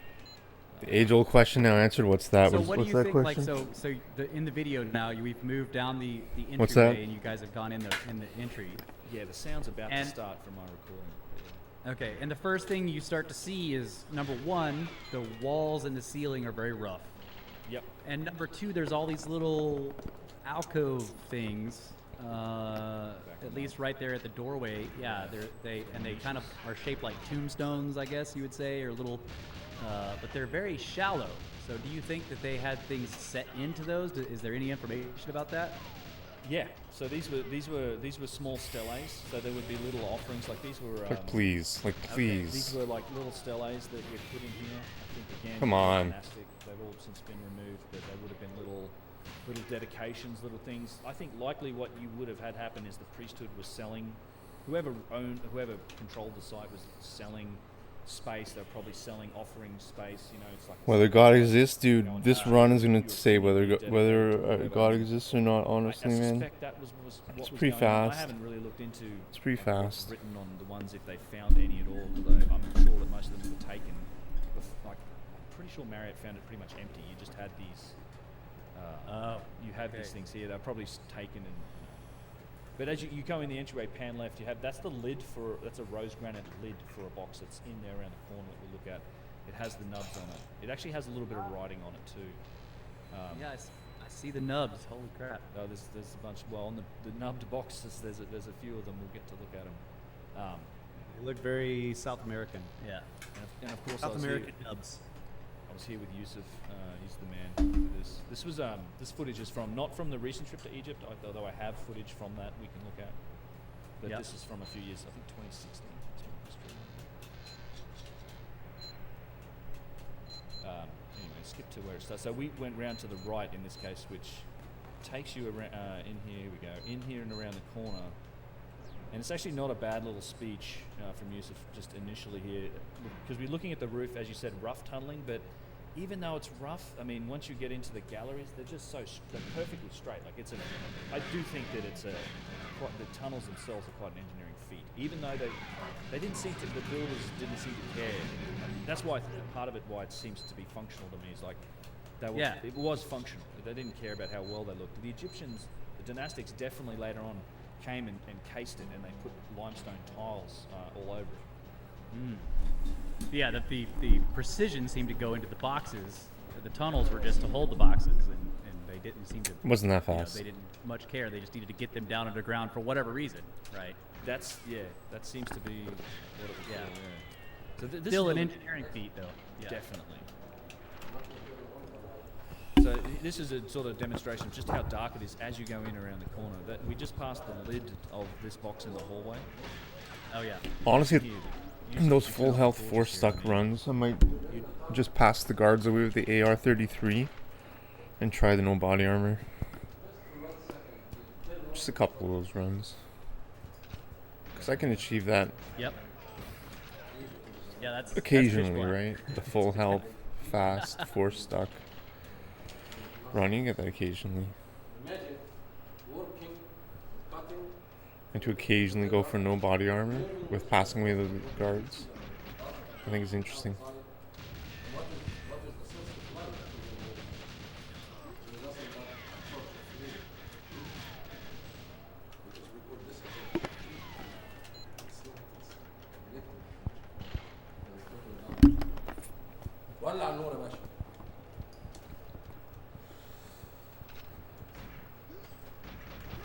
So he's talking about working on the boxes in almost darkness, using only a torch or a lantern. Yeah. Yeah. Well, and the mystery, one of the mysteries here about the Serapeum is that there's no, you don't see any exhaust. Like you go to Dendera, and these big temples that were definitely used in the Greek Roman period, they're covered in soot, and some of these are like 18, 30, 40 feet high ceilings. Soot, just soot everywhere, because that's the illumination was the flame, and you just don't.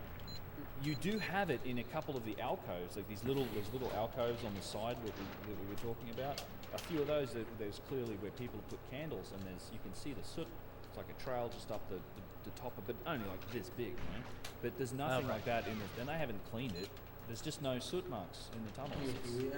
I would have walked into that. I mean, you would have walked into that. Yeah, so it's and this is the box in the hall. Yeah, so that it almost fills the hallway. Pretty slow. Well, yeah, exactly. I like to say, I mean, we built a floor around it. So if you want to, as we go through this, look for the signs of human renovation, like modern renovation. Like we've planned the site, we label I gotta look up more. now. And we've I was built just a looking floor at the here guy on the where I right. I wasn't really thinking focusing on the guy on the left. I was figuring the guy on the right might roll. That's why I was looking Right. down. We weren't moving it any more than I think the dynastic Egyptians were. That's right. Yeah. I can see it. You're right. The box is inset into a hole in the modern floor. Yeah. And we just built the wooden floor around it. I mean, the other thing that I about this box, and Yusuf talks about the weight and how many people. But one thing that I think is interesting too about this is that we haven't lifted it up, and there's no sign. You've got to imagine, if they had found the smallest fragment of wood, as in a Yo, what's up, Christian? How you doing, man? Conventional theory about how they moved the blocks like this was on a wooden sled. Welcome. Museum, and that they dragged it. There was no, not a lot of. There might have been pry barring it at the end, but there's no, no wheels or pulleys. Just like human horsepower is the Egyptian theory. And if they had found the tiniest fragment of wood, Oh, nice. This is fast. Come on, please. Like, please. They've never found anything on Please. underneath this box that was clearly in transit. They've not found any trace of anything like that. It's just sitting on the floor. you know. And that's a great point because the box has the box and the 2 lid bullets. separate from it has the appearance of like somebody was in the Oh, middle of why- doing why this fuck and then you. they stopped working Not on you, it and Christian. they never came back. Absolutely. So you would imagine that if that What's is the happened case, to you they too, wouldn't have man? taken the time. Well, we need that What's up, wooden dude? sled. What's up, Pick the box broski? up off the sled, take the sled out from under there, and then What's put up, the man? box back down. No, they would have left the sled there, and there would be pieces. So if they've never found any, that's a good indication that there was no sled. Yeah, let me. Yusuf does a good a good talk about. I like this little model about how many people it might have taken to move this. Okay. Oh, you streamed yesterday? Wow, legend, man. I didn't see it, man. Yeah, I was enjoying the sun, man. The sun and just playing out basketball outdoor and was in the sun. It was just so nice, man. I brought my boom box. I was listening to fucking Tupac. It was sick. Was at the court by myself, I was playing Tupac, and then this couple comes up, and this guy's like, "Oh, hey, excuse me, can you?" It didn't invite me. What didn't invite you? Also to be functional. Alright, whatever. So There's no stream notification. 5 Cool, man. What'd you stream yesterday, man? Anyway, she was wearing a Tupac. 5 times 50. 250. Haha. I get it. Funny. So yeah, 250 people to. But yeah, she was wearing a Tupac shirt. It was wild. 200 kilos of So what are the chances? Like, what are the chances? Right. And like, I don't. And you just- I listen to that's the Tupac other like thing maybe about like this site is once that every just 2 years. how are you You know, dragging I'm this not thing? like a big, And this isn't not a big even the biggest, gangster this rap This isn't even close to the biggest one. fiend. And this is the Yeah, lid no, for that box. That also doesn't account for the It's just so drag. degrading, especially to women. That's just the dead weight. My favorite rapper's dead KRS-One.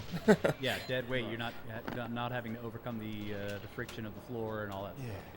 Yeah. Yeah, it puzzles me to this day. It's about how exactly they move them. It just doesn't seem the brute force approach just doesn't seem to work. You can explain it, I think, outside in the Dude, sure, in 50 All times Eyes on Me it's album, possible. People Tupac can do it. uses the N-word. I don't know. You can Every make it- second word is the you can make N-word. it happen with primitive And this methodology. guy, man, in tight spaces. I don't want to like. when it starts I just want to tell this objective story with no conversation, intentions whatsoever. So I'm playing there with this gotta- I boombox, don't know how empty you do it, and basketball particularly court, in the, you know, there's all eyes on me literally, we'll get into blasting, it, N-word every less than second, five third word, words. terrible. Yeah, sure. Okay, so this This thing in the back with the nubs. black man and it's his set I don't know, into this 8, part of the 9-year-old wall. It son looks like come the up to wall play there basketball is, on the court carved out with for this it to music sit there. blaring, and It I'm is, just it's an thinking, insert, I don't man, know why. this That's- kid, but like that's one, actually there's the so much lid swearing for in a this box in that's this almost in as this if this was album. in transit at some Like point. there's so much. Just So like they just fucking shoved it into that little part of the wall that's N-word. like cut out for it to fit under there. Just brutal. And this Yeah, guy see, actually, I don't even know with if this his has been moved son, in long. I don't 8-year-old think we son, moved just it, but listening to all yeah, it's this been put up on gangster blocks. rap It's been basically blocked up. Looks like with limestone. me, this fucking white guy, blaring it on this Yeah, and they're really boombox. yeah, 'cause Well if, you have, done. if you have a forklift, you need to be able to get your forks back under there after you put And it then out. that couple you go. comes up. She's wearing the freaking That's actually a Tupac good shirt. point. They're like, "Yeah, can you turn it And up?" this thing's sitting on the floor. Though. This is the lid from the other box, and Yeah, this is I a good will point turn too it up. because we'll get to that. I'm sure we'll get to the question later about the scoop marks. I just want to let Right. Yusuf talk about this because I really should have in the just turned it boxes off later, when you see that these guy scoop came. marks in the granite, and it's You can't be important to just understand playing that shit in front what's of. going on You with those can't like. scoop It's marks and why so. they're there, and he kind of explains it. The N-word is literally every third word in that album. Melted down, and it's not. What is happening here? The stone naturally has cracks. He rhymes the N-word What with they the are doing N-word is to end the emptying the cracks. It verses. doesn't extend to cause damage to the rest of the box. Like in this case, you can see the natural crack right here. See? Hmm? I'd rather be a brother. Hmm? They're I'd empty. rather be a So the piece can be more B-R-O-T-H. solid. Smoke This is- weed this and is get a high proof all that day. When they are doing this, they are doing it for function, not decoration. So you guys Yep. follow along there? Yeah, it's a Yes. yeah. It was I don't know it was if an I epic mean, this is, afternoon, man. you know, It was an epic drummers stream. have to do Come on, this. this is fast. With cymbals, like when you're playing those cymbals Plus and they fast. get a little crack in the edge. The idea is you take a drill and you drill the very end of the crack as it's working its way in, you drill a hole and it'll stop it. I'd rather be an NI. Exactly. Yeah. I haven't cracked any. Like I did crack some, but they were cracks. Smoke weed and get drunk all day. Yeah, that's how you stop a crack. It's also in aircraft maintenance. I think they work the same way. I'd rather be If they see any cracks, your they can brother. repair them or stop them by drilling a clean hole in it. Yep. And it just screams like, okay, why? If this is What'd you stream yesterday, man? simply going to be used as a sarcophagus and thrown in a. You don't have to. You can alcove lurk. No worries, forever. man. You don't have to Who cares? be You know, obligated to crack is respond. effective. Right. It suggests that they're like they are going to be vibrated, right? That because something. you're expecting that crack to continue. This is what the point is with the symbol. Yep. The symbol's just sitting in a cave. There's no reason to drill that crack. Right. But if you're gonna keep jamming it, you know it's gonna be vibrating and resonating, and wanna keep that rocking crack's- that symbol. Yeah, you gotta keep rocking that box, bro. Yeah. Cut out this crack. I like to say that it seems like solidity was important. Like the box had to be solid. It just had to be rock solid. Like no faults. And in fact, it's an important point because we'll get and you're going to see it cut. And everything. Wow. It's almost like The a, other, Like how yeah, did I the not? other thing that I How could I wonder not about have this picked that gun because up? so this may not be right because they were You might have these are thrown it up in the underground, air or something. but cracks also can be elongated in stone by massive changes in temperature. It gets cold and hot, Right. right. It'll continue to fracture, so it could be Felt like that they were fucking expecting it to Michael encounter different Bolton in environments, but Office it's weird Space because, at that again, these moment are at the beginning. underground. The opening scene of I Office also Space think where he's of, blasting the gangster rap, like water penetration. Has this place and the been black flooded before? homeless guy walks up, and turns down the volume and locks the I hear door. that point a lot. Many people. It's just too much. Suggest that That was maybe me, but I it's didn't turn flooded, down the that's how volume. They move the boxes in here. I don't think so because there is an elevation change. Terrible. In Serapeum as you come in, and you'd almost have to have scuba gear Terrible. to get down to the end. The other thing is you just can't Who float knows? granite. Like I might have been a Tuvok that- fan, but not the using lyrics are the just so patterns that these vulgar for boxes like a have. 9-year-old kid, man. That's don't not have what I enough- mean, but Yeah. yeah, I agree No, with I that. think I don't I- mean that they flooded it on purpose. And it could have been flooded. I get you. Tell me if Yeah. you see any signs of water damage in here. That's the type of thing I'd like to. I've not heard that. Like significant water damage from repeated rainfall. I guess that Yeah. would like an actual flooding. I didn't notice Like anything like that myself. If these are, Fuck you. let's go on the full speculation here. If these objects are very ancient Yeah. and they're Younger Dryas ancient, then they experienced torrential rainfalls, and this I'm entire such a place may terrible have player. been filled with water. I really sucked. And maybe the people who made them knew that, and they made them to be completely sealed. So whatever was in them was completely protected down in these tunnels. I don't know. I mean, you're trying to figure out what the function is. Like I think that it seems like they act as I won't deny it. I'm as straight hermetically riding. sealed You don't safes, wanna fuck with right? Me. Right. I got the police. Yeah, I Yeah, mean, that that's definitely a function. Like they would Can't seal do hermetically. nothing to a G. And I've heard a lot of Nigga, I'm people a suggest straight that. rider. What the problem? My only issue with that is not issue, but question mark is if it's purely as like some people say, oh, it's a seed vault, or it's a storage for like that type of thing. But in that case, why the precision again on the inside? Why go? Yeah. Unless that's simply a function of the manufacturing process you have, and this is a point Chris Right. Dunn made to me too. It's like making cars today. Like we make our panel gaps are so much smaller and better in cars today because our manufacturing processes are much more precise. So Yes. that's just an effect. Everything we make is kind of much more precise because our machinery and our tools are more precise. Maybe that's what happened here. Maybe we just had the, 'cause Yeah, like I have a trash, one of those little metal trash cans in my house. It's way more precise than it needs to be Exactly. because the manufacturing tools that they use to make it really I'm straight precise. rider. yeah, exactly. Yeah, I was going to point Deny out too that another You don't wanna fuck another with point to me. digging out the cracks got the is, police fucking you want to with know me. how far they go. But you can't. Right, do you want to get in and make G. sure they Felt don't like I'm a completely rider. go all the way through, or don't go too deep, so that you know, okay, yes, we can still cut the lid out of this thing, and this crack doesn't go all the way as far as the lid is supposed to go, because if you want it to seal and be protected from water, you want to find out how deep that thing goes.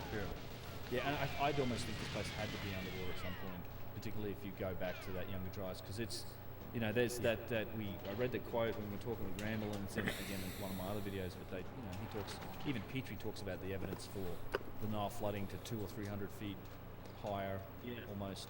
Just an evidence of massive flooding and rainfall. Why? It would have, and Yusuf also has talked to me about, I have yet to go and film it, I think the next time in Egypt I will. He thinks there's flood damage at the Giza Plateau that he can identify. Like up near the Gate of the Crow and a couple other spots, which would be super interesting. So Why? This God, video, look at how smooth the top edge of that is. yeah, this is one of only a couple. So we passed by, but the limestone box was behind us. And this, let me just pause it here real quick, because we talk a bunch about this box, because it's one of a couple boxes that actually has writing. There is, if you zoom in. Yeah, I see writing, and then there's these long rectangular marks. Fast. Do you think like those a are? false door. That may be. Please don't fuck that me. actually may be original. Why? Like, why'd you But it'd fuck be me? the only Come box on, that has man. Like, where the fuck were you? Because I You think that false fucking door piece of shit, man. motif that's in a lot of places. It's like is fucking original. hell. And in a lot of cases, it is you'll find it as well done, polished and just beautiful relative to the writing. And this, even in this case, the same thing. And on the box down the end, they sort of scratch in. They've imitated it by scratching in a false door on the back of the box. Oh, okay. Yeah, that's what those marks are on that other one. Yeah. I've seen So those. on the back, it's What are the lines? they've literally drawn like a false door. Like in that video we were watching, the resonance chamber. That shape is what they've drawn on the back of that box. Oh. Okay. And then so this is where it gets its name. This is the Serapis. We talk about this. This is the box where the lid near the door is the one that sits on. That was meant for this, I think. One of the bigger, heavier boxes, probably like 70 so tons. This is a huge rose granite box. Only one of two that probably came from Aswan. The rest of the boxes, the quarries are almost unknown. Like we know some of the black granite, some of the Wada Hammamet quarry, which is not on the Nile, which is the eastern desert of Egypt. You've got to actually haul that thing over, I don't know, hundreds of miles of desert and landscape and mountains and valleys. You can't just plop it on a boat in the Nile and float it up there. So that's the other thing. Like, there's only two boxes in here that are rose granite that probably came from Aswan. All the other boxes came from other places. So that looks like prying damage to me on the edges there. Yeah. And then But these were all found open, right? So somebody pried them open. One. Yeah, except for one. Oh, okay. Yeah. So that's very old prying damage. Yeah, I think so. Yeah. And it looks like it, right? So the lid's been moved. Yeah. Yeah, you're right. It must have been peeled off and moved at some point. Yeah. And the rest of all had most of the lids have been shifted off. I guess that's the theory that the lid is for this box. Man, I got a really nice boom box, a Bluetooth boom box that I got for my car. The lids in the box For the were made from car. the same block. Yeah. It's like $200. Bought it like a couple months ago. And here we have Oh, never mind. And I brought it to the basketball court, dude. That thing friggin' booms, man. It's called the W King. I gotta write it in chat. Like, it's crazy, man. This thing's crazy. We've come in. W King. It's like $200 one. Dual speaker. Lights up. Oh my god, it's insane. Dynastic box. It's so good. Finished. And then you had this one, which is kind of the smallest box in here. Also has some scratched in writing on the front. Like, it's insane. I can Interesting show you. box. I'll It's show you. circular. I'll show it on the It's stream not- right now. it's It's not insane. square like It's the so others. good. It's way smaller. I highly This is recommend it. something very much Like, like write down the one model you number see too. in, It's like really good. in the museum. And the other thing is, this is the only box that has this tunnel behind it. It's like in this alcove, but it's like there's a tunnel behind it. And we'll go down there. You can't normally go down there, but you can. In this video, we hop over. I mean, they light it. Or they light something. So. Yeah. It's gonna be super loud. there is a room in the end of this tunnel. Oh. The limbo one. I think I saw a water bottle in the box in the bottom as well, of course. Oh, no. The ubiquitous trash. Yeah. Yeah, and this is the smallest. This Gordon, I stopped in that whole first part. Sorry. It's me swearing at the camera. Okay. This Yeah, is. this funnel's pretty narrow. Yeah. Yeah. It's like maybe 2 people wide max. Yeah. Yeah, it's smallest tunnel in a very odd sort of space. Heavy. Look, it's They got were about to house it side in this subs. room, See and we that? think it was already in, and they were taking it out. I think it was already in. You think so? You see, these are the stones that they used to renovate. Right. That they used model. So there's tons of limestone laying around, and we haven't quite got there yet. There's a So you lot think of the black box. there was a lot of renovation work. Just the floor T11. tiles, they had wall tiles. You still see a few of the plastered limestone wall tiles. But they built. I think the gymnastics came in here and renovated and built floors around the boxes, and we'll see some evidence of that later on. Yeah, so just to describe for people listening, you guys went around the small box, and there's a tunnel, what, 50 feet? Yeah, maybe a Yeah. little longer. Yeah, and then at the end of it, it turns right, and there's all this rubble, and it kind of ends in a little alcove. And Yusuf is saying that he thinks maybe the box was in the alcove and somebody was trying to get it out. Yeah. Is that what he was saying? Yeah. Yeah, he thinks it was coming out. We don't really know going in, coming out. But it looks like there was a lot of work in here that's all been busted up. Like the Yeah. the granite floors have probably the limestone floors have since been quarried.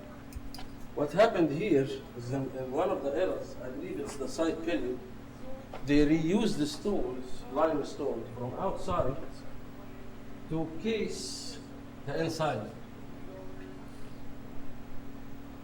So do you And this is mentioned by excavated that pile? Have they done that? I don't know if anyone's dug. I mean, have they got, because I'm sure they may. I know I've seen from some of your other stuff that there's like other tunnels in here that they don't know where they go. Yeah. So actually, we get over here. You can. We're about to go into that area. Yeah, we'll go into the closed off area in the next bit, and then that's right. In fact, these were areas that they didn't know existed prior to that. And on this recent trip, I talked to some people that are actually working on these sites, and and I had it on. I mean, it's just a rumor, or it's what I was told by a guy that pretty high up sort of works on these places, is that they may have found an extension to this, and there may be as many as 20 more boxes. Oh man. Oh my God. But who So knows? yeah, I mean, like, it seems like the first thing you would want to do is to dig up that rubble and see what's in the floor. Like, is there another passageway going somewhere? I wouldn't be surprised if they've gone through it and if that's the pile of it. I don't know. I don't know if anyone has. If you listen here, I think you can hear the sound of the closed door opening.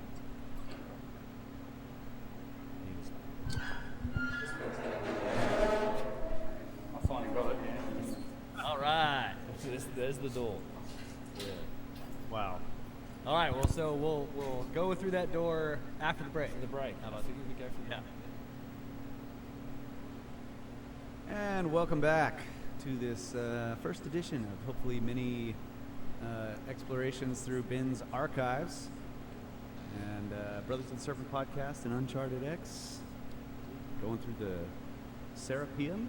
Is that how you pronounce it? I say Serapeum. Okay. I say Serapeum. We've always called it the Serapeum. Yeah, Serapeum. But we're always pronouncing stuff wrong. Yeah. Serapeum. I have a whole video on how it got its name. Actually, there's a brief because it's a good talk that Yusuf gives about it's kind of got to do with the Greek pronunciation. Yeah, of a lot of Serapis. stuff. Yeah, Serapis. Yeah. And then the Apis, the bulls. Which is not a theory that I think holds much weight. Which we can talk about as we get into it. Yeah, let's talk about that. As we go into the so we came in through that way. Now we're going in through. For a long time, they thought that the Serapeum ends here, and then one of the professors discovered that it extends. This is into yeah. So it's not lit. This is an off limits area normally. I mean, you can get in here. Obviously, they're putting infrastructure in here. It's a smaller set of tunnels, more alcoves. Only one box, and it's at the end, and you can kind of get flashes of it, but we'll get up to it. They used to fill with plaster and then stick more of the limestone. And this fine type of limestone was actually taken from outside. Okay. You can see that it's It's actually pretty good somebody example smoothed it. of one of these alcoves. Let me, So he he's talking about the walls of the tunnel there. Yeah, he is. So the walls of the tunnels is talking about the fact that you can see where the plaster was put on the walls, and they would stick the other blocks of limestone, and then you have these blocks of limestone at the entrance to these alcoves. You can see at the back wall here where there's a bunch of limestone tiles that have fallen. This is all rubble that's fallen down. A couple things to note, and yeah, he was right. This limestone's coming from outside. This is probably all dynastic work, them renovating the site. You can't see it well here, but as we go particularly into the main gallery with all the boxes, look on the sides of the passages. You'll see these large sort of alcove shaped, these arched shaped little alcoves on either side of these big box alcoves. And those used to house granite steles that were shaped like false doors. They had that false door shape on them, and they were facing the box. You can see that it's simple. When somebody smooth these parts like this, to add right to add to house. Yeah, okay. So they would smooth them over, they would plaster them over, and you could then add writing, or they would house a little granite stele or something. let me tell you, here is a giant false door from granite, and we're gonna realize when we are walking both sides of the boxes, they have empty spaces in the walls. Yeah. Probably they have these false doors. So there's a I forgot we had this in here actually. Like this is a granite false door. This is from one of those chambers. That may have been from one of the other chambers. But this is all granite, rose granite. This was probably what you would find in all of the other chambers on both sides of the box. So it's a big granite slab. It's been broken down the middle, but it has this pattern of rectangles cut into it, each one successively smaller and deeper in. Yeah. And it looks like a door. Yeah. Yeah. So is that you think that's original work? Is it the same quality as the boxes? I think it is. I think the false doors. I do think that stuff, those shapes, come to us from the builder culture, in my opinion. Yes, I think so. And you often see it. Then you see it imitated by the dynastic Egyptians as well. Particularly, you see it on the big box at the end. It's drawn on a lot of shapes, but it's in a lot of cases the carving of these false doors is to that level of really high quality work that you typically see, and would generally attribute to some form of higher level of stoneworking. And this is also the important thing here as we get into it. You'll see signs of renovation, like these floor tiles. They've got hieroglyphs on them. It's just so that big one going across that's an actual tile. This here. There's probably a number of floor tiles in here. Oh, okay. Yeah, that have been added, and they have. Yeah, they're upside down. They're upside down because it was reused to renovate the site. Yeah, so the hieroglyphs on this block here in the ground are upside down, and it's just because they've taken limestone from an older site outside, brought it in here, and renovated the site. What? Makes sense. Yeah. During the dynasty. And in fact, let me mute this and we'll talk about it. And in fact, we know it's Old Kingdom because one of the things that there's some differences in the hieroglyphs themselves that are used to date the period that it was written. So there's certain symbols, like there's a little wavy symbol that they change over time, and you can date the sites in a lot of cases, or date the writing by the symbols that are used for certain works. So there's blocks with Old Kingdom writing on them in this site that are in places like that where they're upside down in the floor, not ever meant to be seen, and it tells you that this is most likely a block that's been taken from somewhere else and reused and put into this site.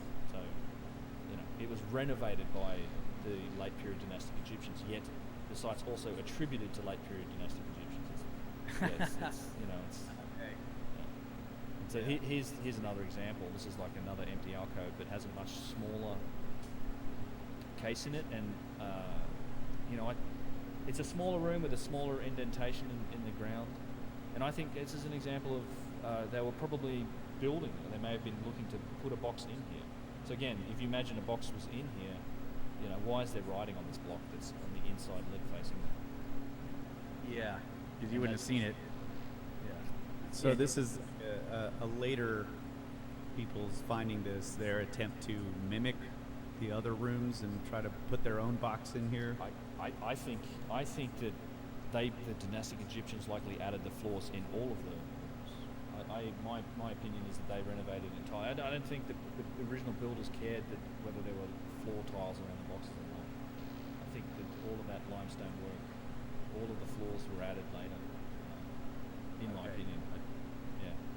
So we're looking in the hole here, and you can see where they were cutting into the original limestone, and then above them is clearly tiles. Yep. And you're thinking that all those tiles were added by the later people who renovated it, whereas the hole may be original to the original builders. Maybe, or maybe this is an alcove that the dynastics dug out, or they might have dug the hole. It's hard to say for sure. Yeah, it's much smaller it's than a the small boxes. box. Yeah, this is like this is a small box, and when it comes to boxes, we're going to see this the most amazing example of it. You hear my voice here, like, oh.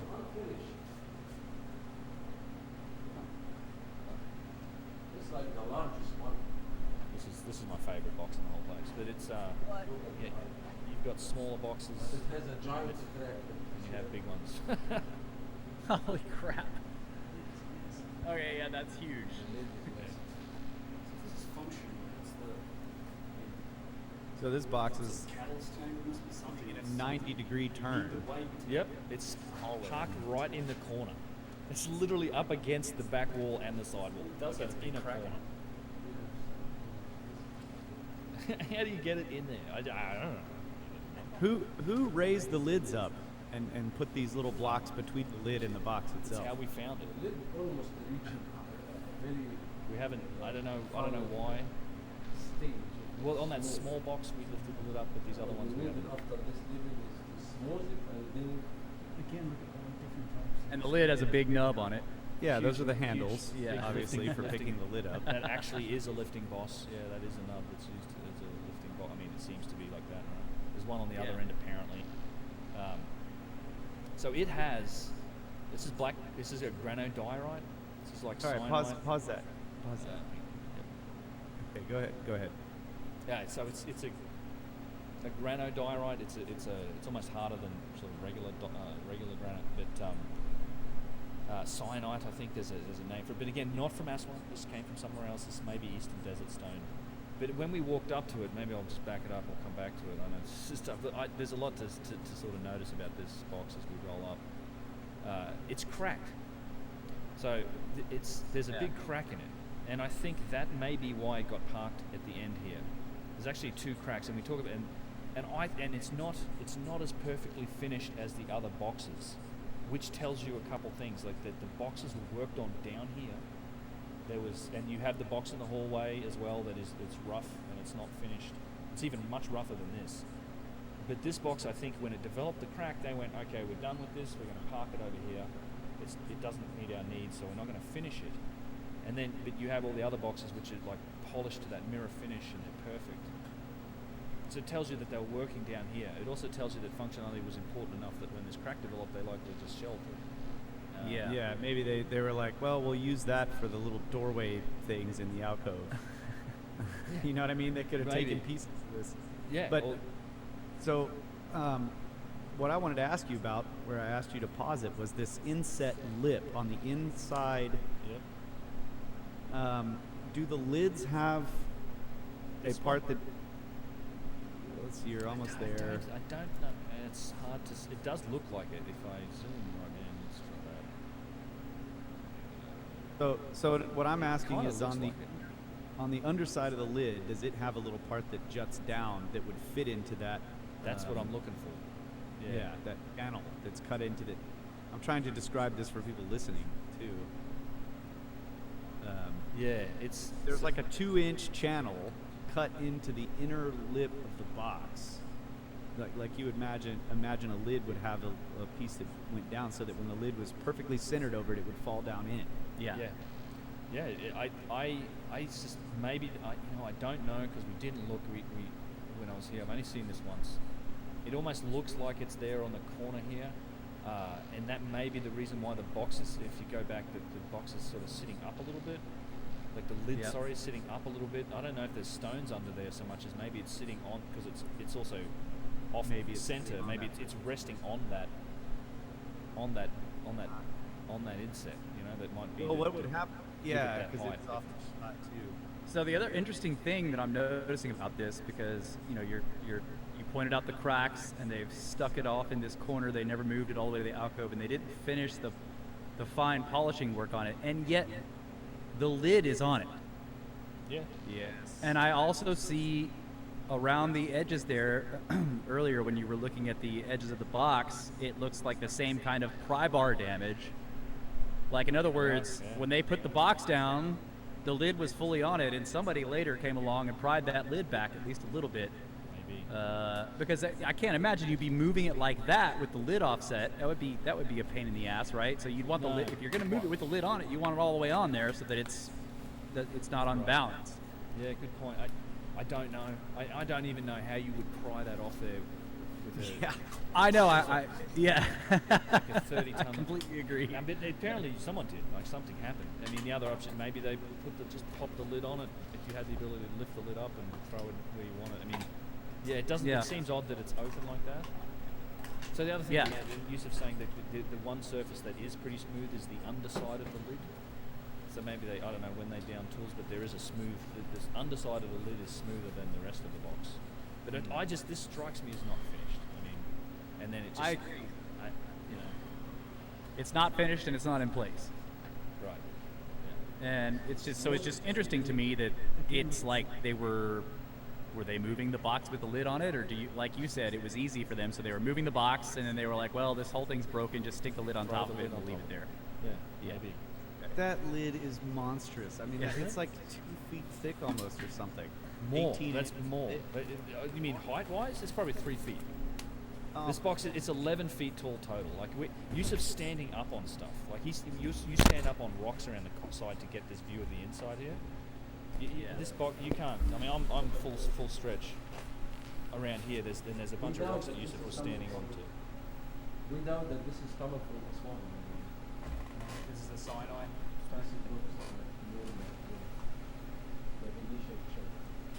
In navigation challenges. Yeah. It's in the. Definitely smoother. Okay, so he's pointing out that smoothness on the bottom. I cannot imagine handling massive pieces like this in a very narrow pieces there. Yeah. So if you want a sense of the height of it, like where we roll up on it here is. When you walk up to it. Yeah, there you go. So it's I mean, you're like 3 feet high. It's like probably 6.5, 7 feet tall, maybe even tall. Like Yusuf, we're about 6 feet, so. Yeah, 7.5.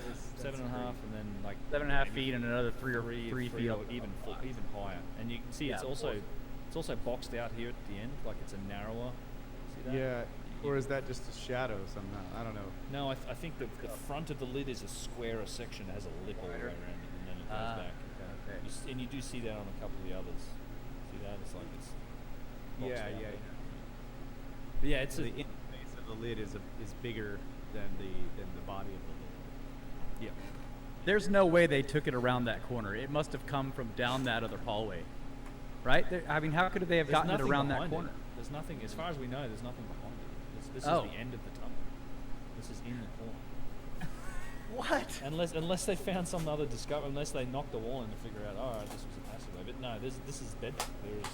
They parked it in a corner. Like when you. Yeah, but how did they get it around? Okay. So here's the look at it here. That's right. That's the same question, man. It's like the largest one. Like that's the end of the tunnel, and then it's just an alcove. There's nothing behind it. But it has a giant. There's nothing back there. No. Okay. It's just an alcove. Yeah, so it would be interesting to work out the geometry of that. You know, get all the measurements of the interior space, Find out the if you can measurements of the actually box, take it and around model it to where you could see like what is the tolerance to get this thing around this corner. That would be interesting. Well, as I said, so that big rose granite box that we saw first off, with the writing on it, there's about a foot of clearance between the width of that box and the width of the tunnel that had to come into. So I in one of my videos I have like that Friends scene where they're trying to pivot, don't carry a couch up the stairs, I mean, you have to literally go around corners with these things. And then as we get into the main gallery, not only that, you've got to put them down in these alcoves where it's like 6 feet. It's a 6-foot drop, and they've put them in the center of these alcoves. They haven't just thrown them in there. They've lowered them into the center of these alcoves. Yeah, each alcove has a Moonraker, buddy. inset pit. Yeah. Thanks. Box fits down. Thanks, yeah, buddy. box That's fits nice down, of you. so not only you have to slide it in I'm there, but lucky. you gotta very This was carefully lower this it was so like it doesn't break. $6.50 Right? It would break if you just from the drop it down. grocery store, I mean, this is what pre-made. you think of. I mean, it might be cheaper, or make it all yourself, but for the grab and go, it's pretty good. Yeah, today it's extra big. $20? No way, man. No. No, man. No. Maybe if it was at like a restaurant. Yeah, like a restaurant. That's what it's like. That's exactly right. Yeah. Pretty much. Maybe it looks bigger than you think. Like Yeah. So that's it is pretty. that's It is that extra big that's today. I'll be the, honest. It closed is pretty section. big. Hopefully they open it to the public at some point. They're obviously renovating it, but now we're back into the main gallery and starting to look at the other boxes. And again, this is what I'm talking about. We're looking down on the roof of this thing. That thing's probably just as tall as that box. Yeah, it's pretty good because they put a lot of meat in, even though it's not expensive for them. They put a lot of meat in, which makes it worthwhile for the purchaser. So it's tough to see, but there is an inset cavity on the sides of this, these alcoves. That It's a smoked meat, Montreal so now style. the lid of this box has two inset, what look like lifting space. spaces instead of, whereas the other one had like a big middle nub. piece Corned, that right? jutted out. Corned beef at the top, That's smoked meat. Yeah, it's as if you put something in this. It's a little different. The other thing that's different about this is they push the lid off from the back. It's not all the rest of them are opened, pushing forward, but they push this one from the back. But this is, not as well. This isn't quite polished either. It's close. It seems to be finished in location, but not quite mirror polished. But the lines on it are magic. Like the faceting of the box is magic. And then I see occasionally when the light hits it perfectly, I see these little pock marks on the lid there. On the side of it. Yeah. Yeah, I know what you mean. I don't know what that is, and there's actually an unfinished section on that lid there. I don't know. It could be tool marks. It could be. Yeah. Well, they're very regular looking too, like they're patterned. So we do know that there were chisels used on these boxes. Like the box in the hallway and the box in the lid, you have chiseled. It's probably iron chisels. There were chiseling marks definitely made on them. But you also have machining marks.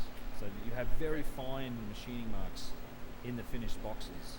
I have not seen any saw cuts on this stone like you see at Abu Sir and those places. Not to say that wasn't possibly a technique that was used, but you definitely have machining marks from the polishing, and then there's definitely chisel marks on them as well.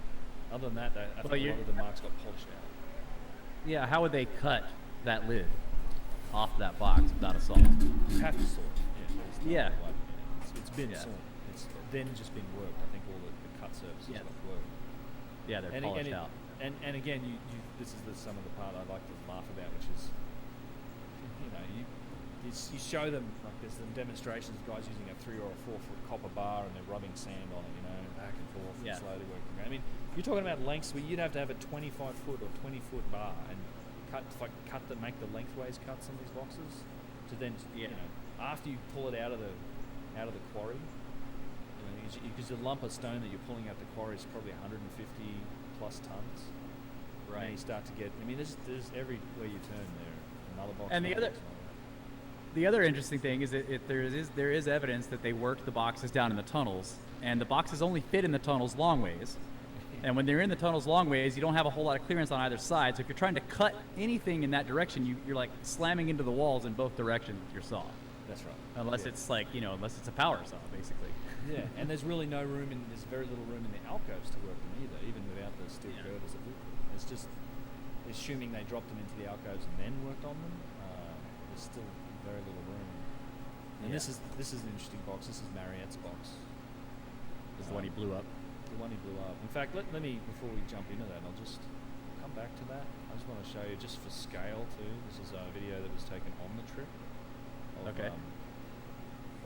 My ass getting on one of the boxes. boxes. Yeah, I was gonna ask you about that too. Like, is Yo, it what up, Toad? typically What's up, frowned man? upon to get on them and inside them and everything? Because So this is the realm of who you're with and how it works and the backsheesh. And Welcome, lad. How you doing? I'm not hurting it. There's I'm eating plenty of Montreal footprints on smoked it. meat sandwich in your honor. You can, you know, 'Cause you're in depends on Montreal. how generous they're Yo, feeling were and you it's, streaming you know, the everything other in days? Egypt's I more saw about you were online for like services. a second, and then when I clicked on your stream, you were Getting, offline. Did you getting, walk in Montreal stream? I if you missed can- it, man. If you can arrange it, you can do Fine. it. I mean, it's not destructive. It's not. We're not hurting it. It's a massive chunk of granite. of course. You know, and yeah, it's. Oh my god. But yeah, That gives you I Hail, missed them yeah, all, it's man. huge. Sorry, Yeah, that dude. one is polished. I can see. That one is polished, Jeff. And I Are they have on your the channel? footage looking down from on top. Yeah, there you go. So you can see the back of it. Yeah. Actually, I have the footage looking straight down into it. Yeah, so you jumped on the box from the hallway and then you walked all the way to the end. So you and see that? It's got the meat and the coleslaw in it. It's nice. Yeah. And it looks like they were scooping damaged Add them parts to of the the stone list. out of them, but then they polished the scoops. Yeah, I They gotta did. see Well, them, that's- man. Whoops. Yeah, that's right. They Thanks, man. they did polish the scoop. So that's an interesting. This was part of it. $6.50 In fact, once you at get to Metro the for the. polish This is half of you it. can really see that's evident.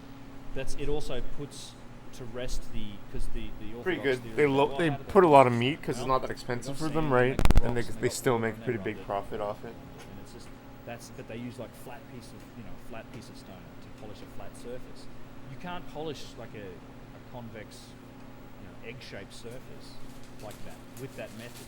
It's not. Yeah. You can't do it. It's how did they polish those stones? We don't know, but there's some really interesting evidence from maybe a way that they polished the stone. Yeah, dude. Oh my god, I know. It's coming up towards the I end of know, this man. when we get to the box with the writing on it. Yo, but like, All right. Toad is in like the mecca of Some interesting friggin' ideas. smoked meat. It's possible that they used a liquid. There's actually. How much is a Schwartz? Have you been to Schwartz on what was it, Saint Denis? Like, call it what you want. I don't believe we do this Fucking. today. Alchemy. How much is a sandwich there now? Yeah, Like $12 there's bucks. literal looks to me like evidence of where there's where. The Yeah, liquid dude. has run off the side He of made the one of best these boxes choice of his and life. cooled underneath You the have underside 3 of the those lid. sandwiches back to Now, when we look at those boxes, there's 12. the Yeah, dude. Hard. difference It's between the fucking surfaces. There's the amazing. polished stuff, and then there's the flat and smooth. But Oh my not God, I mirror- miss it. Not mirror polished side, right? That's the undersides of the lids. That doesn't, and the tops of the Brings a boxes tear to my eye don't thinking about it. polish job on those. They do the full polish job on the insides, the walls, and on the outsides of the lid and the outside of the box. But so on Yeah, the man, outside the of box, curds, there's little drip marks, this smoked liquid's meat, come down, it's curds, clearly cooled and the dripped. Saint Albert. There, that Saint Albert is close to Ottawa, looks to me so we always have like fresh curds everywhere at the gas stations. At the gas station checkout, there's like just like fresh curds there, just like the a other bag of them. And So they had some kind of. Ever they had had in your some kind of life? liquid that Wow. You just apply it. And It's it yeah, polishes it's the up stone. there, man. that seems to be It's there's- totally up there's there, my some man. evidence I for agree. that. Now, I can't explain it. Right. I agree. I don't know if we do anything. I don't know, man. The Italian veal sandwiches are also insane. Yeah. It is coming It'd be up. definitely interesting These to California get a sample sandwiches are insane. tested in a lab to see The what veal with the it- tomato sauce and like So the that eggplant and box, mushrooms. Oh my I'll god, and just cheese. quickly skip to this Oh my god. because Marriott's But you're box right. is The smoked meat might be better. That was the box we were looking at. Schwartz There was Deli one makes box- it. I know, one it's box that was insane. found closed. So there's one box still sealed up when Auguste Marriott found it in I think the 18th. Yeah, it's really insane. I wonder if they maybe just choose a little fattier pieces of Well, they meat had to to go work up, to yeah. start with. He Who blew knows? right I through don't the know. dynamite, right. And then, But it's like spectacular. outstanding. It's not that it's fatty either. Just the meat, it's insane. Crumbles. It's not And on crumbles. this but last trip, I went over and I got into it. it like melts. It's insane. 24 hours. Wow. It's one of these videos here. Sorry. No problem. Ah, that makes sense.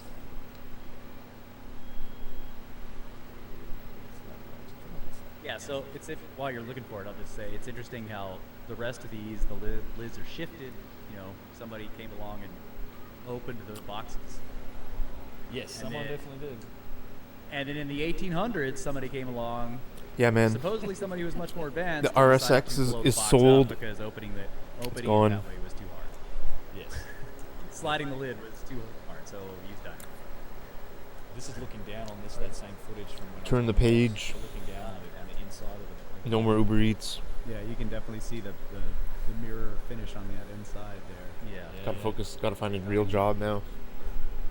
Yeah, and perfect. The corner. It's just, Yes. Yeah.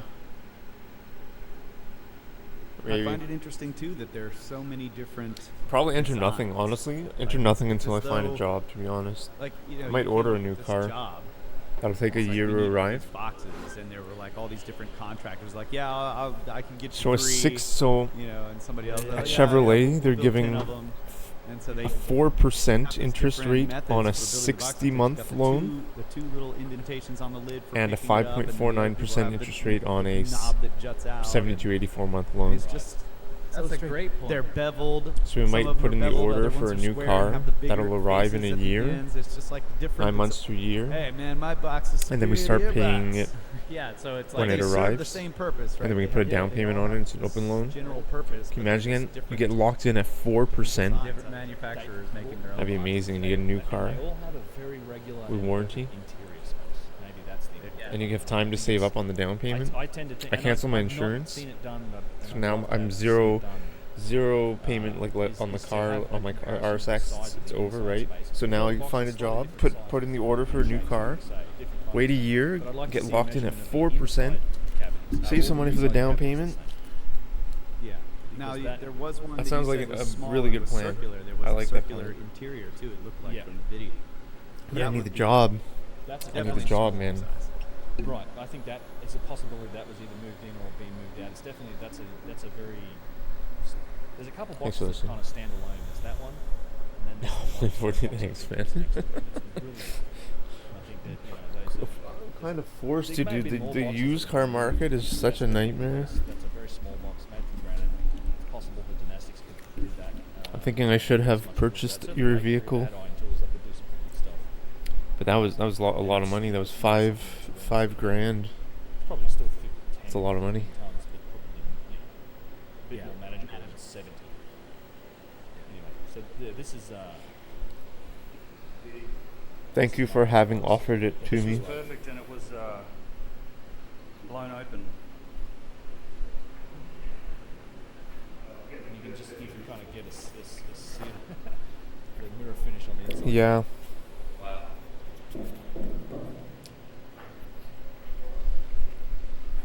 So it's fine. Yeah, so you're showing the corner. But our RSX was falling apart though, man. Yeah. And the beautiful granite. It was way too rusty. You hear that resonance? Yeah. Yeah, it definitely resonated. What was that? So this is Marriott's box that was blown open. This is found. Yo, what's up, man? Yeah. A really quick and How you easy doing? way to test Welcome. the interior space is to get into Enough playing everyone around. and True. hum until you find that Yeah, I'm just resonant frequency. gonna finish this lunch They're and then all I'm the gonna same size, they'll all play be more, the my same. man. They'll all have the same fundamental. The same resonance. If you're a man or a woman. Yeah, you can't get into all of them. I'm gonna finish this. I'll start playing in like 3 to 5 minutes. Well, Thanks, you man. can just hum into it. Welcome though. home. You could hum into it. You could lean over it. Yeah, Nixel. So the rubble that's in the bottom of that, is that That's material from the box? Yeah, from the box. Yeah. Huh. But yeah, interesting box. So nothing in it. You know, when he dynamited, it was empty. There was no balls found in the Serapeum. So one of the passageways you see before we walked into what's known as the great galleries, the greater galleries, there's another set of tunnels that don't connect to anything we're seeing here. They don't connect to the Serapeum, but they're known as the lesser galleries. And there's much smaller, much cruder tunnels. And in those, they found a bunch of. And thanks for watching my ads if you do, man. in wooden Or miss. crates. I appreciate it. From It that, makes me money. smear it across I'll be the honest. Serapeum and say, well, this is clearly these were the So even just you watching it, I recommend the ad blockers. Very I got a list of ad blockers. I think it's quote 139, quote 140. I think. I gotta see. I'll do it after I wash my hands here. I think it's possible. My intuition here is that the dynastic Egyptians likely added the floor tiles afterwards. Like they came in and actually tiled around the box. Do we know actually how far the box goes down into it? Even like, is it possible that it goes beyond the floor tiles? I think you could probably see it at the front there. I imagine those floor tiles are like the other ones we saw where you're talking about maybe a foot. Maybe it's a little more than a foot thick, these tiles in the ground. I suspect the box just sits on the ground there. And there's a tile missing at the front there. I mean, I don't know. That's what I think it is. I think it's just sitting on the bedrock, and those floor tiles are about the same as all the other floor tiles we've seen. Okay, so they weren't digging holes to put the boxes in. No, the original, which is why I don't know about that other chamber we saw before. That might be an anomaly, but yeah, I don't think so. I think they were just putting the boxes down and then building the floor around them. So if we were to remove the modern floor and the ancient tiled floor and go back to just the bare, the original flooring of the entire Serapeum. Yeah. How far down do those alcoves drop? Do you have any? No, well, I think it's just that I think the box is sitting on that bedrock, and there's about a foot of floor tile being built around it. And then up to the hallway, how far? Because you're showing you're standing up by the lid. So it's right. So the hallway's only the modern floor. There's glass tiles on the floor, so you can look down and see the original floor. And it's only like half a foot. I mean, they've built basically a raised walkway. It's probably the width of a 2x4 or 2x6 or something like that. Whatever they used to build the floor. And it's a good thing they did, because it was sand and dirt. And by all accounts, when people would go in here before they put the floor in, you'd be choking in dust. Just the dust. Thick. So this wooden flooring is quite a blessing. In fact, this is a good example of how straight and really astonishing the tunnel system is. Between that alcove and now what I consider the main part of the Serapeum we're just getting to, with most of the impressive boxes. It's a longer passageway with no alcoves, but it's dead straight. I mean, it's also 300-400 feet long. Like, it's a massive underground complex. It's like a giant wine cave or something. So if you're going to be accomplishing this kind of work, how come the writings is so crude? So, again, if you cannot depend on these writings to date and reveal, then we are missing something. Like here, this one is not aligned with this one. And this one also has some of the dips. That's my buddy Luke who's talking. Well, first of all, parts. And before we dive into this box, do you want to take another break real quick? Yeah, let's do that. Take another break. Be right. And then we're back with Ben, Uncharted X, Brothers of the Serpent, Swapcast Extravaganza, looking at the Serapeum, and now what did you say? This is the part with the most impressive boxes. Yeah, this is all the really. I mean, they're all impressive up to this point, but this is mostly the finished granite boxes that are really shiny and polished, and also has the one that has all of the writing on it. Oh yeah. Piece of rock or whatever you have, you will never reach that level of polishing as same as the flat surface. Actually, so he's talking about. We talked about the polishing. And this one also has some of the dips, the bubbles. Yeah. Well, first of all, we looked at these deeper parts, and as a stone carver, I was like saying, like, this is impossible. Why? Because I saw that inside these lower parts, the polishing still in these deeper ones as good as the one on the surface. And if you follow that manual style, of course, you will never be able to go to these pits in the stone. You will never reach with your sandpaper or with your piece of rock or with whatever you have. You will never reach that level of polishing as same as the flat surface on the outside. So we had many ideas looking around and thinking like maybe this is a kind of bacteria that affected the stone, things like that. Until one day, and there is no coincidence, but when it was the time for us to see and Yo, Kairos zusammen. like these ones especially, yeah. You see these ones? Thanks for being here, man. Yeah. Thanks for being here. Polished on What's the up, outside, dudes? it seemed like anything. Man's gotta eat, man. Man's gotta eat. Underneath the lid of this last box. What, I've been on for like 2 hours, 15 minutes? So Man it's that can't point you eat. made earlier about the fact that you have this perfect polish. I'm just joking. I'm not joking, but the divots, you know of what which I there are mean. many in these boxes. They've definitely emptied out a lot of cracks here, and and they've also faceted. What's up? Wow, that's nice, Did they homie. do this, Yeah, all I'm probably. I around was the gonna do exterior that of the today, box part but too? it's 'Cause so I've seen sunny the here. lid. I might go play all around basketball the box. again. Yep, they're lid, body, In the wherever sun with they my found boombox. Oh my god, so good. That's now and they're just so sharp. Yeah, this is a nice box too because this has that vein of material in it. This is something that Yeah, man, life is good, my man. My last friends, video about, commented about geopolymers. and my this is probably one of the comrades. reasons why it's not a geopolymer is that Yes. this is a vein of rock that came out the ground. And there's a bunch of objects that have these types of veins of material. So fast. So what is the is that granite with a vein of Why did I quartz do in that? it, Why or- didn't I just It's take the granite. full, I'm not like, sure what the vein is. I'm so dumb. feldspar? Yes, I mean there's some material. Yeah. What's And they're all again these aren't rows. what's HIIT, high You guys are intensity?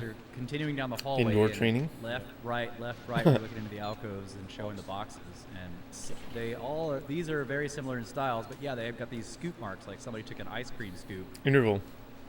to the lids. I see. and They're then the timed. boxes. And then, but that is also polished to a high shine.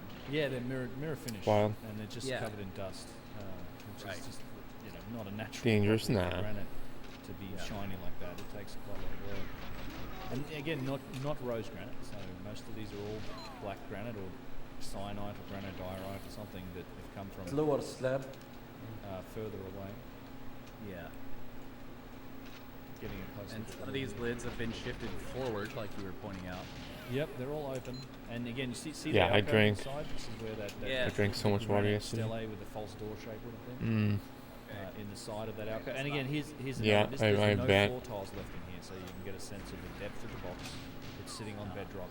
I think this is what most of the chambers look like. A lot of the limestone, I think, has been. You know who has a couple? You know who has some good Along with everything else, all these workouts like that? Thanks on YouTube. probably too big to quarry. PHENX. He has So some what good I don't workouts like that. understand then is, Interval, high intensity interval when training. is He this does a lot of quarrying calisthenics taking stuff. place? If you have one period where they, He's in Miami. like according to your got, like, idea, A lot of viewers on YouTube. ancient Egyptians Millions and found millions. this place and found these boxes in here, and then they revered it. So they brought all these tiles in. They tiled it. They're trying to preserve it. They're renovating it. They're putting their own floors and walls in there. And then at some later date, Chris other Herrera. people find that, and then they take the blocks out to build other stuff. Yep. Yeah, that's exactly what happened in the last couple thousand years, like 3,000 years. I mean, More even cal- if he you does look more back, calisthenic a lot of stuff, these sites have core been quarried stuff. continuously for that period. Even Pull-ups. sites like this, I mean, there was clearly. He does a lot. He has a really nice interval timed hanging Quarried and then lost. leg raises and knee raises discovered and eventually. We have off records of it off being used a after bar, the- right? During the end of the Egyptian civilization. There's a long. That yeah, one and is. then We anything did that on workout surface, once on certainly stream. this It was sort of stuff as insane. well. It's all- Only once. Yeah, it's just later civilizations come and take the stone. My quads were really hurting. About it, and it's been going on. From holding the leg up, bringing the leg up, lifting the leg up. These sites have been quarries, for. But yeah, I I'd mean, say even. that He does fragments like of these he does like boxes, like, floor for example, the one routine that was stuff, blown up by, what's push-ups, his name? chair push-ups. Marriott. Yeah. That Type would stuff. be a good candidate for. But a lot of luminescence parallel dating. bars They've been in the and dark this hanging whole time. bar and some weights. And they had to have been moved through the sunlight. Dude, from he has some wherever they were workout streams. quarried to Or get he has here, some so the last competition time they were workout exposed to streams on sunlight was Miami right before they Beach, came on down these Muscle tunnels. Beach, It'd man. be Just interesting to get some luminescence dating and find out brings how a long tear they've to been my in the eye. dark. Well, is it also? I mean, would that still apply if they'd been worked when they were down here? Because it was a rough block and then it was worked. This is one of my favorite boxes. It's just so beautiful. Yeah, just beautiful shapes, and then it's also that when the camera pans to the side, you just get this reflection on the side of the box. It's so like a mirror, and just smooth. Like you can see how smooth those and yeah, the scoops are. The scoop marks. And again, Yeah, it looks like they pretty big scoops out of the bevel of that side there. Yep, big chunk out the side. What seemed to be, and you just don't see these on the inside of the boxes. The insides are always perfect. So whatever was, it seemed to me that the important part was like the inside of the box that had. Yeah. It was a straight and flat square. Remind me. But if when I we might just go try to this place, some random levels too. I might try like bottle Bunker of 1 Kleenex. Double O Agent. See if I can get like a PB in that. We could Some random definitely ass take some level. time with paper towels to clean this place up. It's- Oh yeah. So oh yeah. If another question is, you know, going back to the intent of the original builders, whoever they were. Try this new box crouch It doesn't strat. seem like they ever intended for these boxes to come back out. I mean, you know, they were put in here and it was a permanent. This is a permanent setup. I might do that. Yeah, I think so. Once those boxes are down in those alcoves, I mean, how are you going to lift it back out? I mean, I guess you could do it if you had some kind of magical technology. Maybe, yeah. Well, it's an interesting thing too. Like these boxes don't have the the bosses or the nubs on them. Yeah. Which I just had a thought. It's like, okay, so Why? the unfinished boxes do. Yeah. And some of them have the insets, but the one in the unfinished, so maybe they pop the lid on them and then they polish them off and like, all right, they're closed, they're sealed. Yeah. We're not actually going to get the lid off it again. Yeah. Yeah, like they didn't even ever plan to take the lids off, which is strange. But you know, the boxes with the inset lifting, I don't know what they're called, lifting alcoves. Yeah, lifting- like the square holes in the lid that looks like you could, shove something in there. Why? Yeah, and you can see that in one of them, at least that you showed a while back, it looked like whoever actually opened the box tried to use that with a pry bar of some type because it was all shattered. Yeah. Around those eyes. So it's. Oh my god, it's so laggy. It's Why? weird that they would have some of them have them, some of them don't have them, some of them have different ways of. It's just. It's infuriatingly mysterious. Yes. I love it. Yeah, and see the floor. These are a lot of the limestone tiles that the gymnastics likely out of they plastered. Well, I'm just on $2 here midtown. Mind blown. Oh. Everything and it's sort of since been falling down. Wow, that's good. So we get to. Oh, no way. We have several more of these boxes. Really? Let's go forward here. That's And then true. we get to the box with the When I was in right, Brampton, and, this is the one it that was like I $1.75 or something. supposedly the most valuable. And because so it this has is the very right- near the end. Yeah. Looks like the end So passage you- the hallway there. Yes, and then there's this little hole in the wall that stretches off. into That was distance. 2017 to 2019. But yeah, so this is towards the end. And the other thing Feels about like the forever alcoves, ago, none of- man. It feels like a light, none like of them face each an other. epoch They're all ago. offset. So there's no two alcoves like face to face. They're all offset. $3. Wow, insane. Is it Yeah, when you all look with at, that card, urban new diagram of technology? the tunnel system, it looks like a No more skeleton coins? key or something. Something like that. It's the fact that they're all Dude, offset laundromats in Toronto is are fucking sketchy, dude. Yeah, I mean it's a functional. Laundromats I don't know, are it's like really it's fucking like sketchy I'm places. not sure why. Maybe it's accidental, but- So this is the box they let you down into. It's a giant, magical Like flat public circle ones outside of a that building are has just chicken scratch nightmares. lines made in it, which are usable. You can see how cool these lines are. Obviously coins, yeah. We can see the glyphs itself is very, very clean. Score crap. The tool is hardly scratch Really? the surface of the stone. Why, they sell shit? They steal it and then sell it? And then you have, yeah, look at I know they would always come the tool. to look in the coin machine to see if there was anything in there. Even this here, if Back this- when it was coins, they would always this come right and here is from fucking the play with the Greek machine. or Greco-Roman time as well. I meant ask The crap. writing on the surface. The style of the writing, yes. And supposedly at this time there was more iron. You know what I mean? Well, this is probably iron. That's funny. This is what It's iron looks gross, like maybe, when you- honestly. Or what granite looks like when you spray it with iron. Yeah. Here we can find an empty shell, and then there's still this part What? of the stone. But this work was being done by the priest in order to trade it. And then where does Egyptologist come in this? Usually, if we find that the name here, for example, imagine the name Ptolemaeus is going to be added here later. Imagine these writings are written, and then later the name Ptolemaeus will come. Why? We will depend on this name to say that this box was made during the time of Ptolemies, and he ordered the piece to manufacture specially to be properly Who is he saying? What name? Oh, this level going, my friends. This Okay. level. All right, Ptolemy. Okay, yeah. Ptolemies. Yeah. So that's the point. Like, there's an empty. The fact that there's an empty Shen or empty cartouche there is very interesting because again, it just hints that they're selling it. Here's a great example of a divot in the box that's been polished. Like, it's not a smooth scoop out, but they've scooped out a crack. But look how beautifully every little complex curve and surface in this divot is polished. The light's just reflecting off it like a mirror.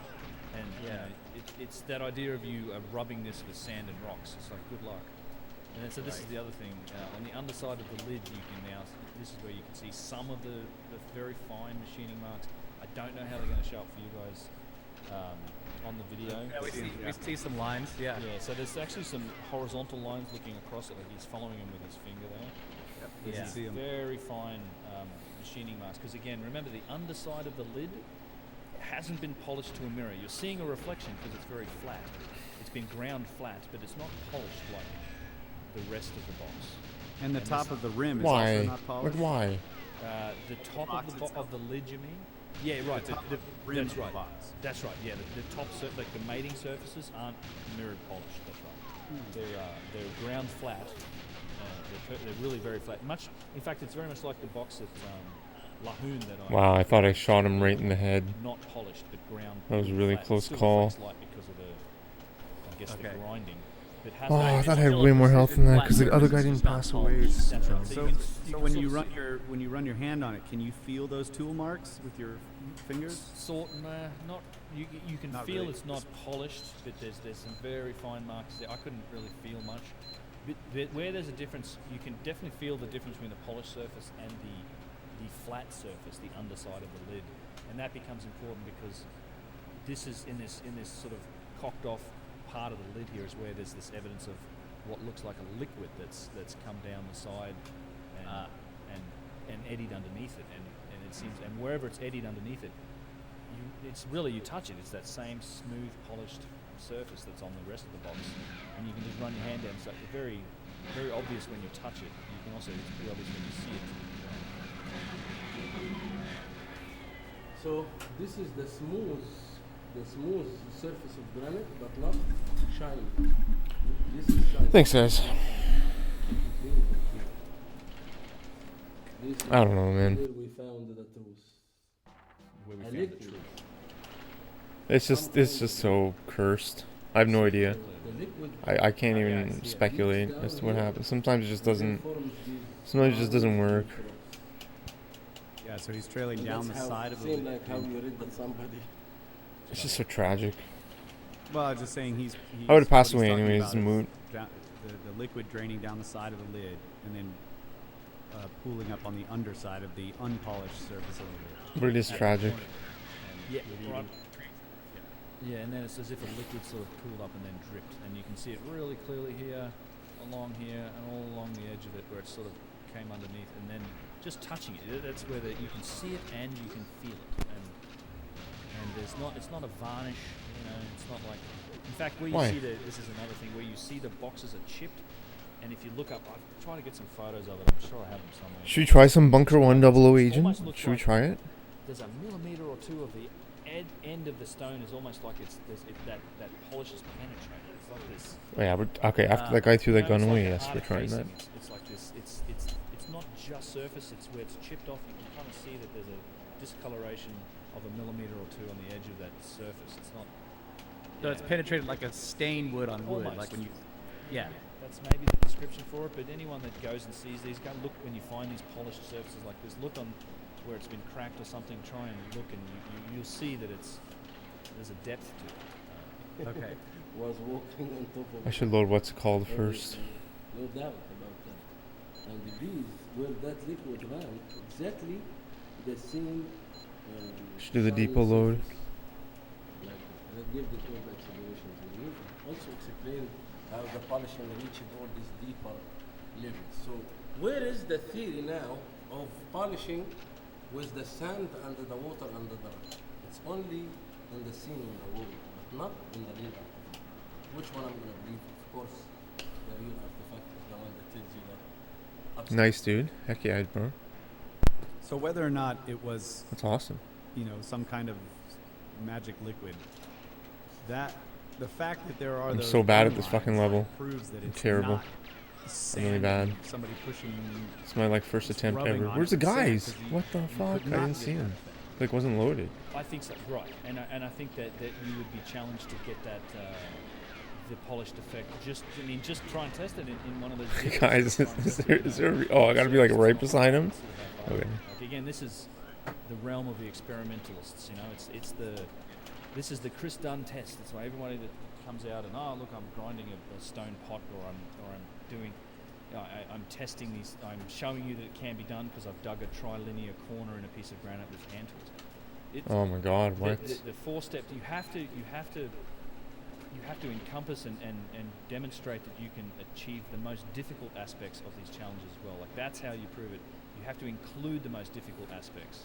You know, it's like that in some cases that may include some of the geometry of the overall object. I mean, there's a lot to it. And by the way, I just wanted to back that up because one of my most favourite parts of this is as I can't see the guards aren't fucking loaded. Reflection. Do you see them? Beautiful reflection on the They're not stone loaded. And how mirror-like it really is as you just go around the corner there. What the fuck? It's just. I can't see the guards. Work and I just think it's been defaced. So yeah, I think a lot of these things could be determined. I mean, I think more experiments and more testing. I'm not the guy to do that sort of stuff. Can you guys see the guards? I can't see them. The space to do it, I guess. Even. I know there are people trying, and I Okay, think they're there now. a good thing to do, but I think the Chris Dunn test in his book, where he lays out the 4 conditions you've got to satisfy to sort of say, okay, we know how it was done. I think that's the test. I really do. Right, that's the most difficult parts, not just the easy parts. Yeah, using the methods you say that were done, you need to then also replicate the most difficult elements of the problem and then carefully compare it with the original results. And you I also can't see the take into camera. account all What? aspects of the Why? original artifact. You can't ignore parts of it. This level sucks. So you've got to just take accountability. And then, so here on the back of the box, you see the false door that's been drawn. Yes. Right. Mimicking those granite. Yeah. I also want to point out what we were talking about earlier is that the alcoves are all offset from each other, right? Yep. You were commenting on that.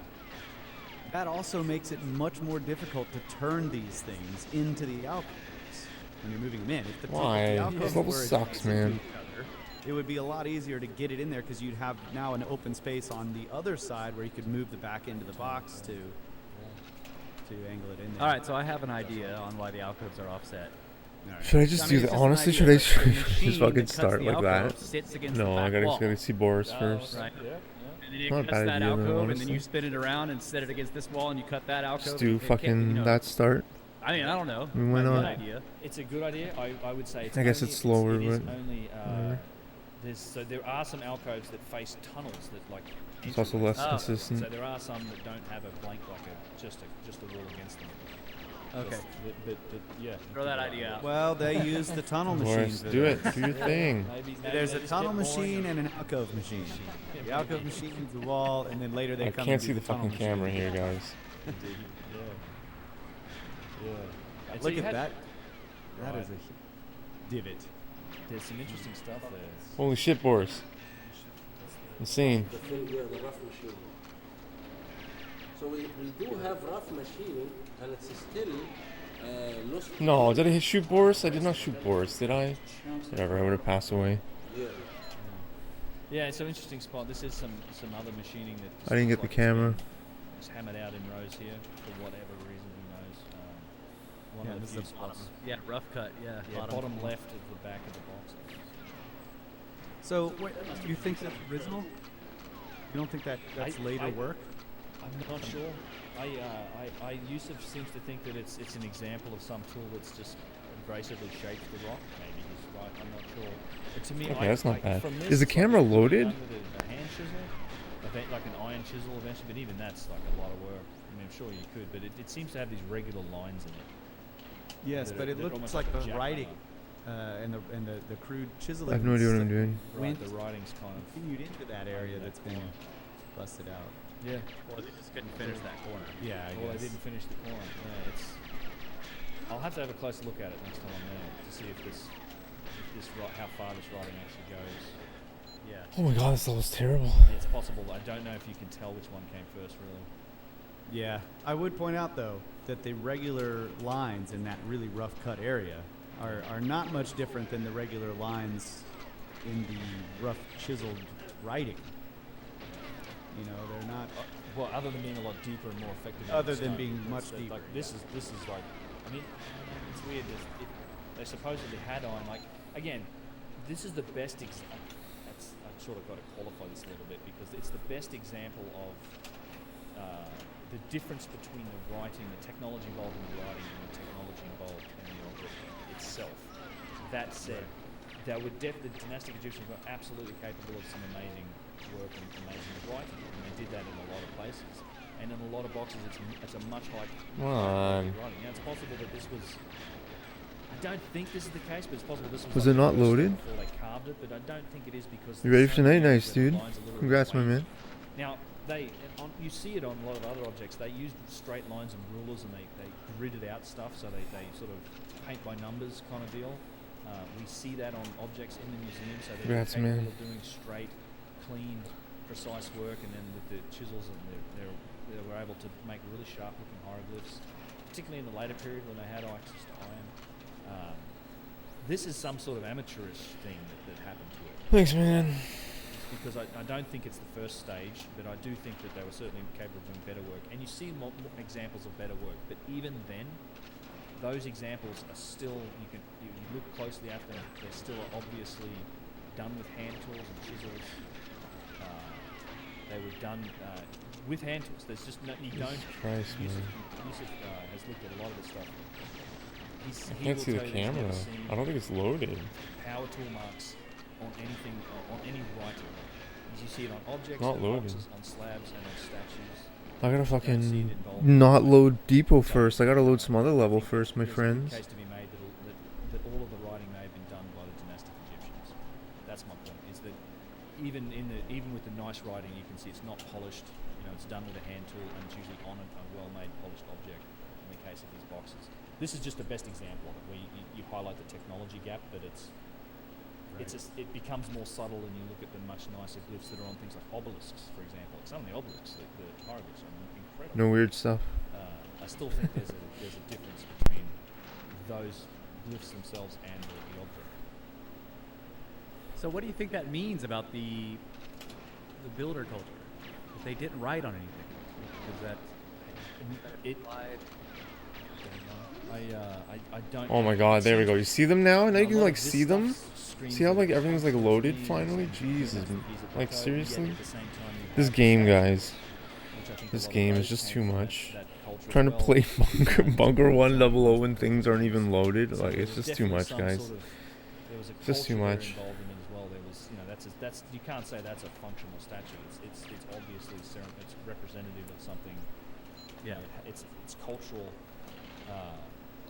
So I don't know. I might be wrong. There's a possibility that the Egyptians took some of that writing from back then, but I'm not convinced that I think it's a good case that almost all the writing was done by the dynastic Egyptians. Well, no, a lot of objects. Maybe they were like us. I mean, we don't chisel a lot of stuff in stone. That's right. Other ways of recording our learnings and stuff, right? Yeah. So I was just thinking, like, let's say you go down into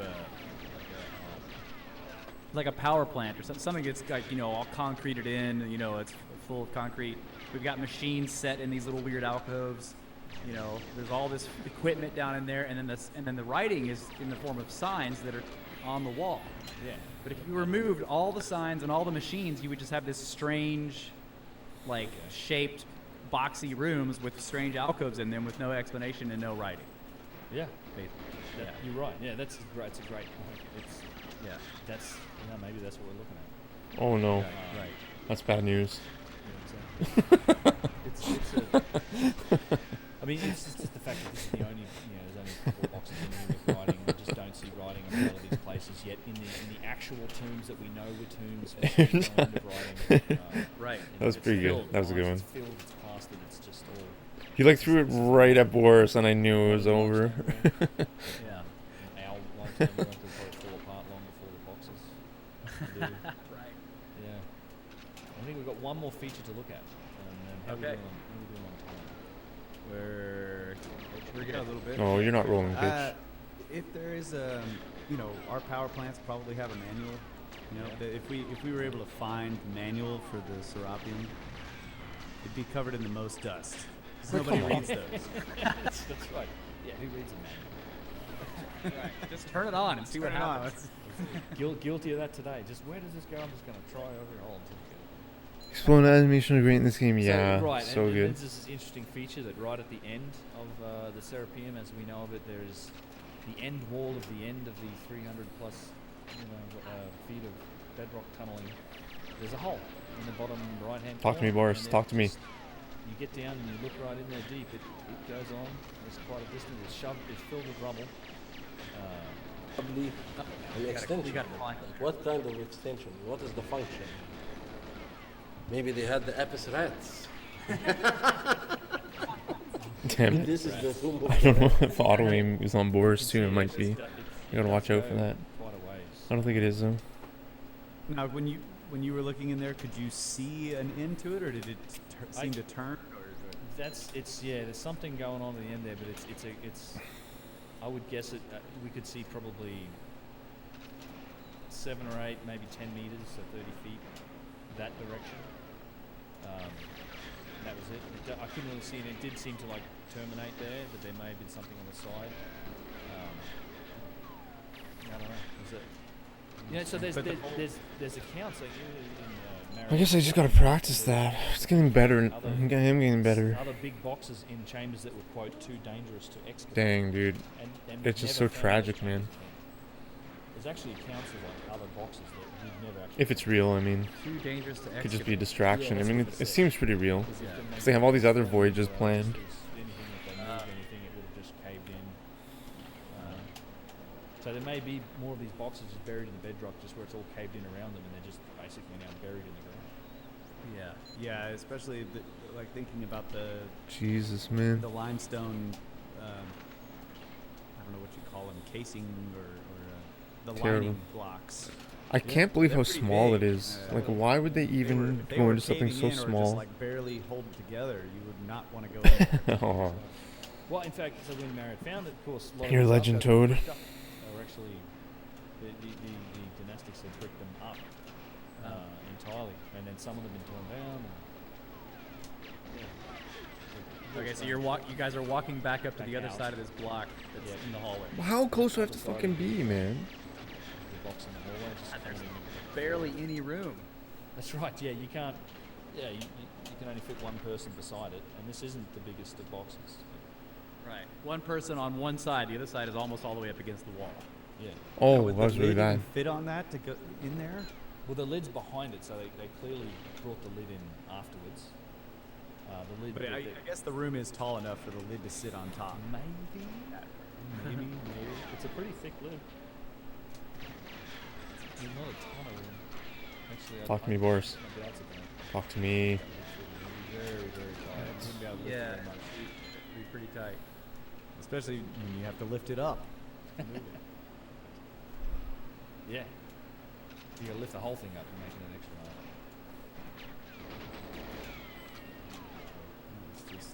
And yeah, that's the other point. Some people say, well, do they make the ceiling? Do they drop the box? No, it's bedrock. It's tunnel. They had to bring them in through the tunnels. This is not a. Yeah. It's not a manufactured ceiling, which is the easier way to do it. You know, if you had to do this, you would. cut channel. What if I just switch to KF7 and aim and shoot those guys? And lower the box in and then make a ceiling. Yeah.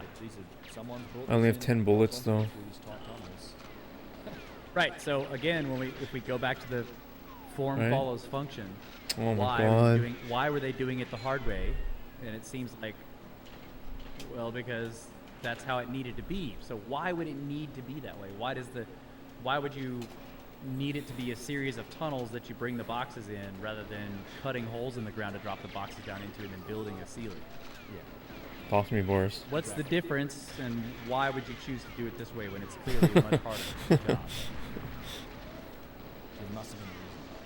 Yes. That's what you get to. So I yeah, do. then this is the size of its lid. It's quite a stout lid. Yeah, you can't move it.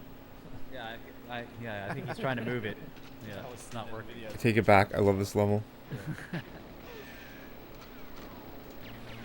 You might have moved it a little bit.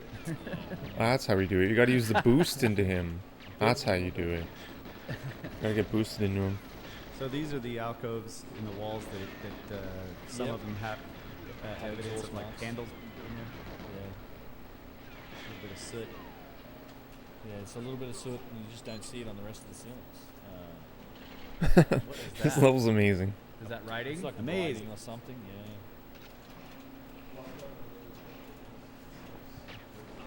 That honor aim's terrible. So everybody wants to honor. Like, what if I just like YOLO it? You know? I think it's gotta be my plan. Though, I mean, like the Just YOLO it.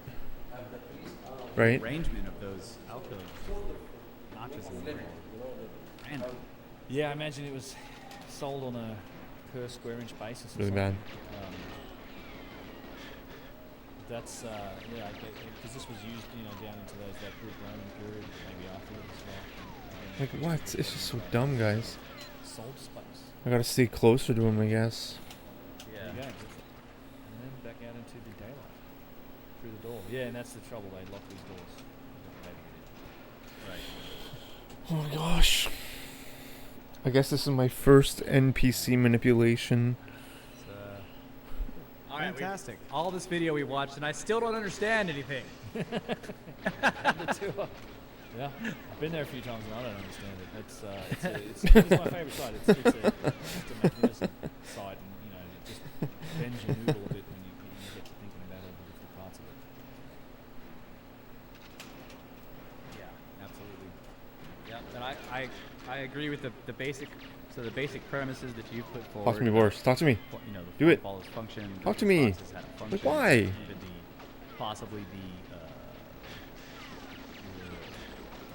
granite steles that were set in Oh had my the false doors. God. Those also had a function possibly, and the quality of the workmanship on those looks similar to the boxes. So we're thinking that the same people made those.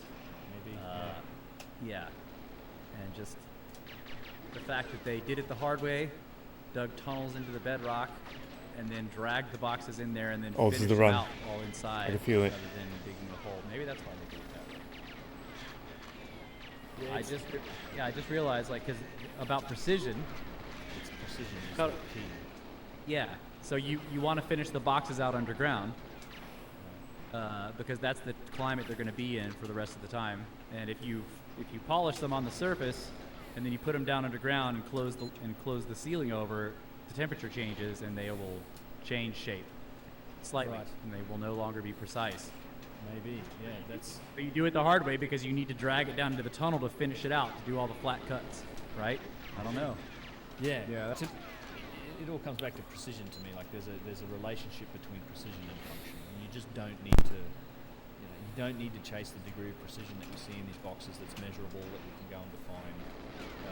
For any other reason than function. And just if it's for art, for ceremonial stuff, you colour within the lines. It's fine. And you see plenty. You gotta be like right looking at him. It's so dumb. Box, it's a funeral box, whatever. You don't need to go to the lengths of developing the capability to create that type of precision unless you were chasing a functional benefit to it. And the same reason with the cracks and everything to me comes back to that. The fact that they went to all that trouble, it hints at a function. So therefore, my assumption is that these were functional originally. They may have been. especially that the interior is the most precise aspect, the part that you will never see. Yeah, exactly. They didn't mind putting random divots Uh-oh, into here comes the grenade. exterior, where when you're doing something that's supposed to be aesthetically pleasing, like the Some exterior one is bedroom, important 2 separate part. beds for 600 Whereas each. when you're engineering great something point. Oh, wow, for, insane. for a purpose, the internal tragic, structure man. is equally as important, right? If it's not going to be seen, it still has It's to be criminal. perfect. Yeah, I mean that's right. The inside, the cylinder, It's criminal, man. bores in an engine, or the rings and Yeah. the tolerances, and that's the important part. Like, that's where the precision goes. Right, and that's the working. Some of the part. bedroom apartments I've seen were so Yeah, terrible. that's a good point. That's right. And the outside, solidity seemed to be the really key aspect. So make it solid, no cracks, because something's why. Maybe they're vibrating, maybe there's something going on. So yeah, who knows? And it's one of those things about perspective. It's really hard to frame it within our current perspective of technology, our understanding, which I think Maybe I it's gotta watch probably this good cutscene for that guard to be think further away, you know what I just mean? Maybe I on do the have idea to that watch maybe these cutscenes. that solution lies This might actually outside help of me our really perspective or outside of our significantly, current watching these understanding. cutscenes. Like, who's to say we Oh, won't be grenade. 100 years See, because about- that guy's here. about, See? He's not there anymore, you organic see? I need to do materials that. and things like stone That's what I need to do. I need to watch the Who knows, cutscene. right? We certainly don't know Figured it everything. out, my It's- friends. It's that the example is try and show an iPhone that's dead to someone from 100 years ago. or That's 1,000 tragic, years ago, bro. and They just didn't have a clue. Wouldn't know how to frame what it I is. finally that figured we're out the buying. level. Even though we can't build one, we could tell you. It just what takes it so is and friggin' what's long to useful because we have restart. that frame of knowledge to say, well, this is what a wireless networking is, and a video screen, and a touch screen. Oh, and we're all at the it. components. Tragic. We can place it into a perspective and a context, but maybe we just don't have the fundamentals to put these in their right context. Yeah, it's all, that's the way I think about it. I just think we need to, if we approach these problems like this with that mindset, instead of the, as Randall said, was it the cultural chauvinism of saying that, well, whatever it was, it must be within our realm of understanding. Yeah. It must be within a subset of what we know, therefore it's primitive and whatever. We might stand to learn something. Like, we'd actually tested these things, like what is the tonic? Apply the best tools we have to try and find out what is that a liquid polish? What is it? How did it work? Just have smart people speculate about what their function could have been in an experiment based on. Why? I think we could maybe even learn something. Yeah, so I agree with that. That it seems like if what you were saying is right, that You're getting you can actually AEW see fight that the forever? polish or whatever that liquid was penetrated. What does that mean? The exterior of the box to a certain degree, so you can see when it's broken that there's this thin layer. That could be sampled and looked at, right? That could be done. And then the other thing we started talking about thermoluminescence, and you asked, well, if they were working on the surfaces, would it still work? And you're right, I don't know. It depends on if their tools make a lot. What does that of heat. mean? Is that a movie? If they were running a saw across any of the surfaces down in there, that would zero it out. But the good thing about that is it doesn't matter because Is it a game? they weren't running the saw. What is it? Like you would assume So that the curious. saw, all the polishing work and all the tool work down it was still being done around the time that they were building the whole stuff, all the stuff. So you would still get close to the right date, right?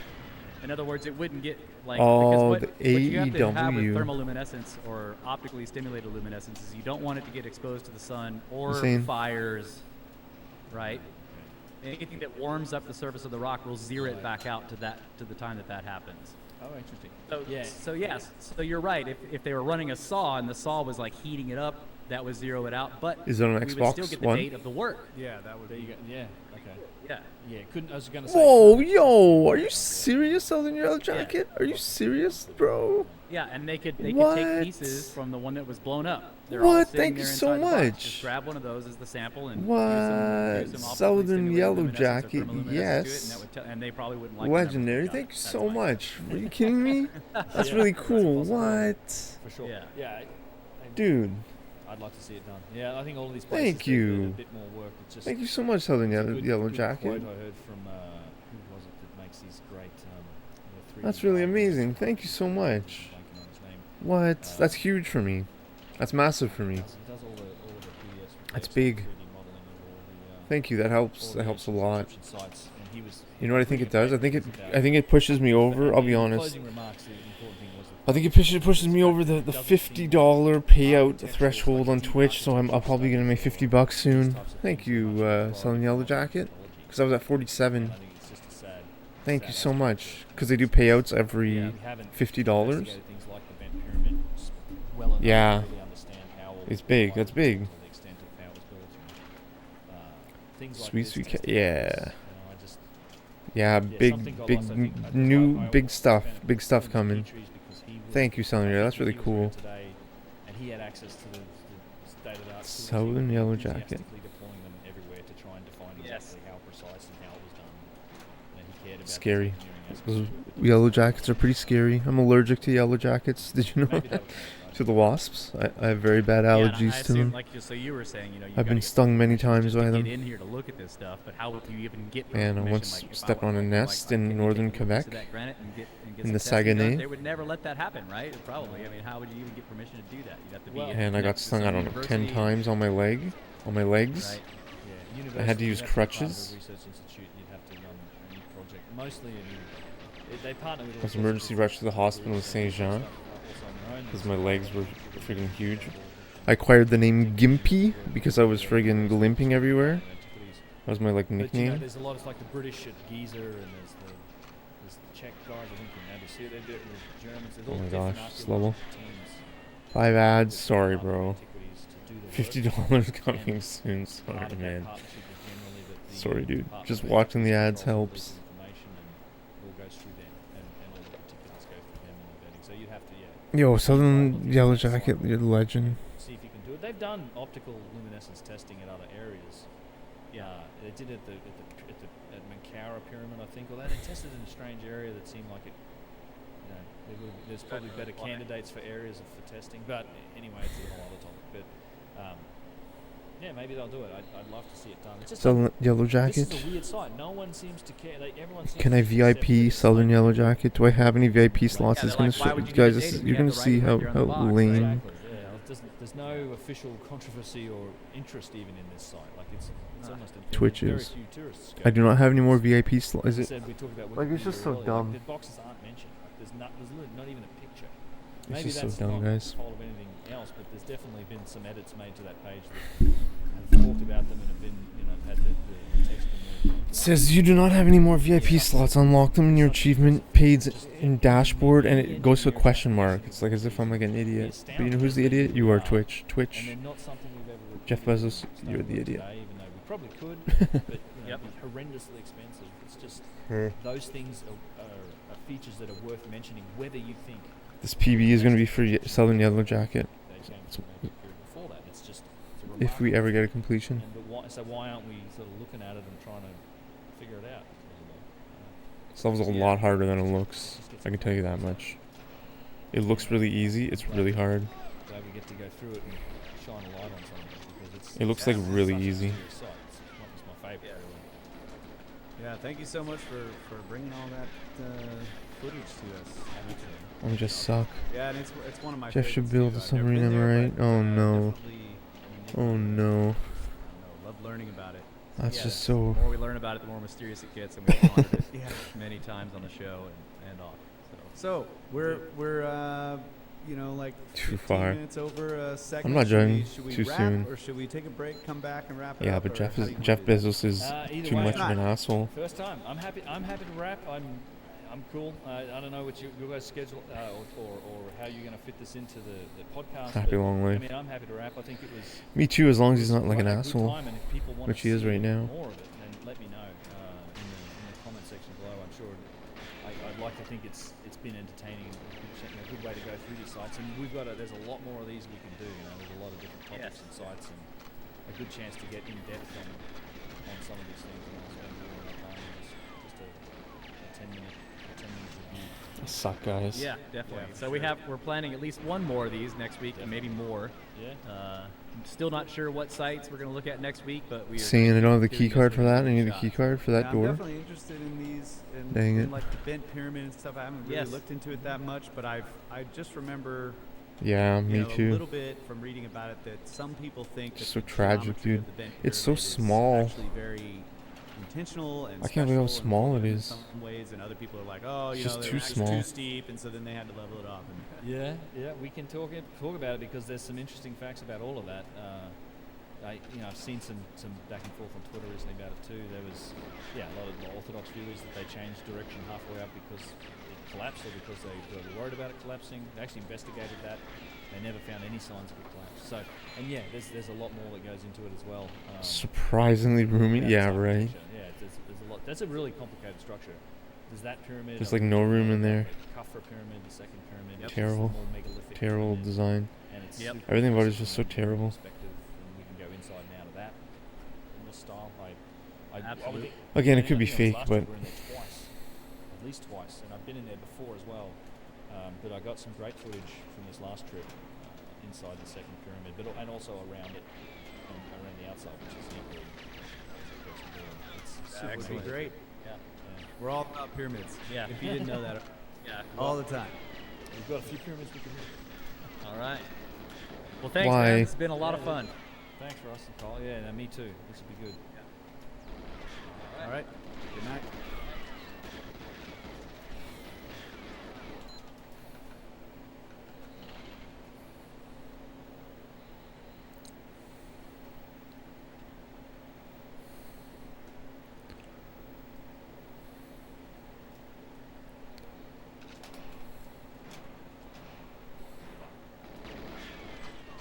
Why?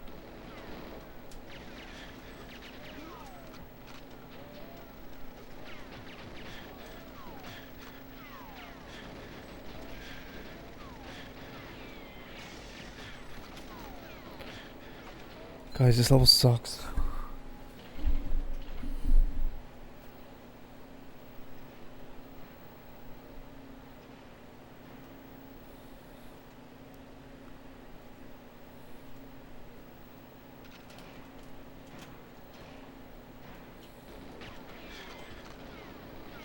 It's just too much.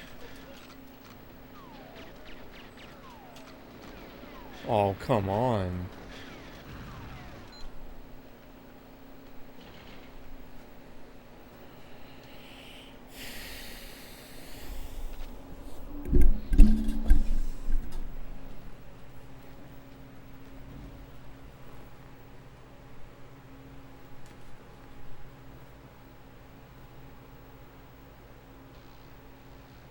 No way. Well, they put mature content on Perfect Dark. I don't know if they put that on GoldenEye too.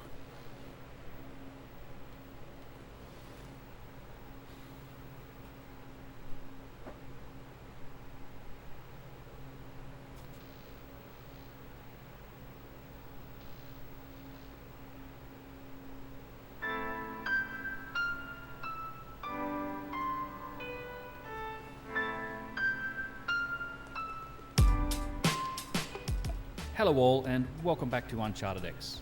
This is Ben, and in this video I've got a podcast that I recently did with Randall Carlson and the Cosmographia team, Brad, the Brothers of the Serpents, as well as the Grimerica shows with Darren.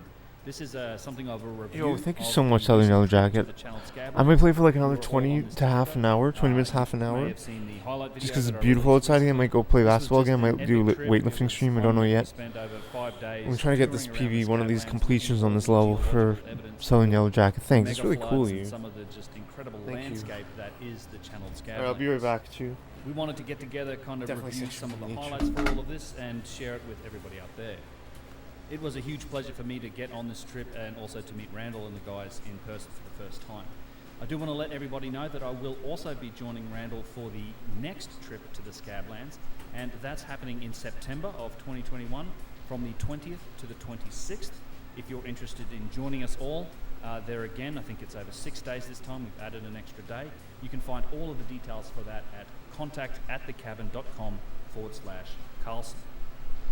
We recorded this podcast a couple of weeks back and I streamed it live on Twitch. So there are a couple of moments in here where you catch me speaking to the stream and the audience that was watching it on stream. But if you are interested in catching more content like this live or interacting and hanging out, I do stream fairly regularly. I've just set up a Twitch schedule and I'll be streaming for a few hours on every Sundays, Tuesdays and Fridays.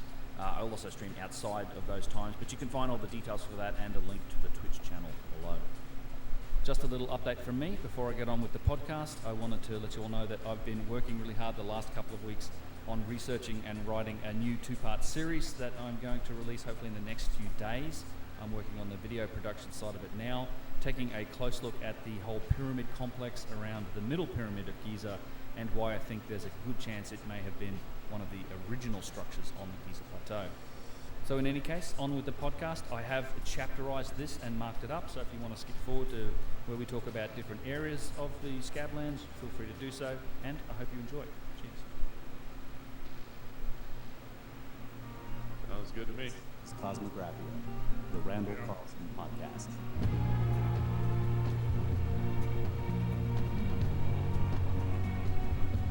What's up, everyone? I'm also streaming.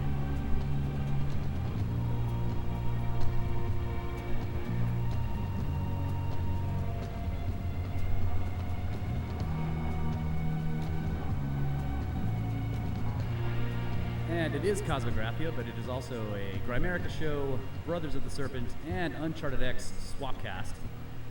We're all together here, including with Laura, who's one of the Cosmographia team, and Brad. Brad, where are you?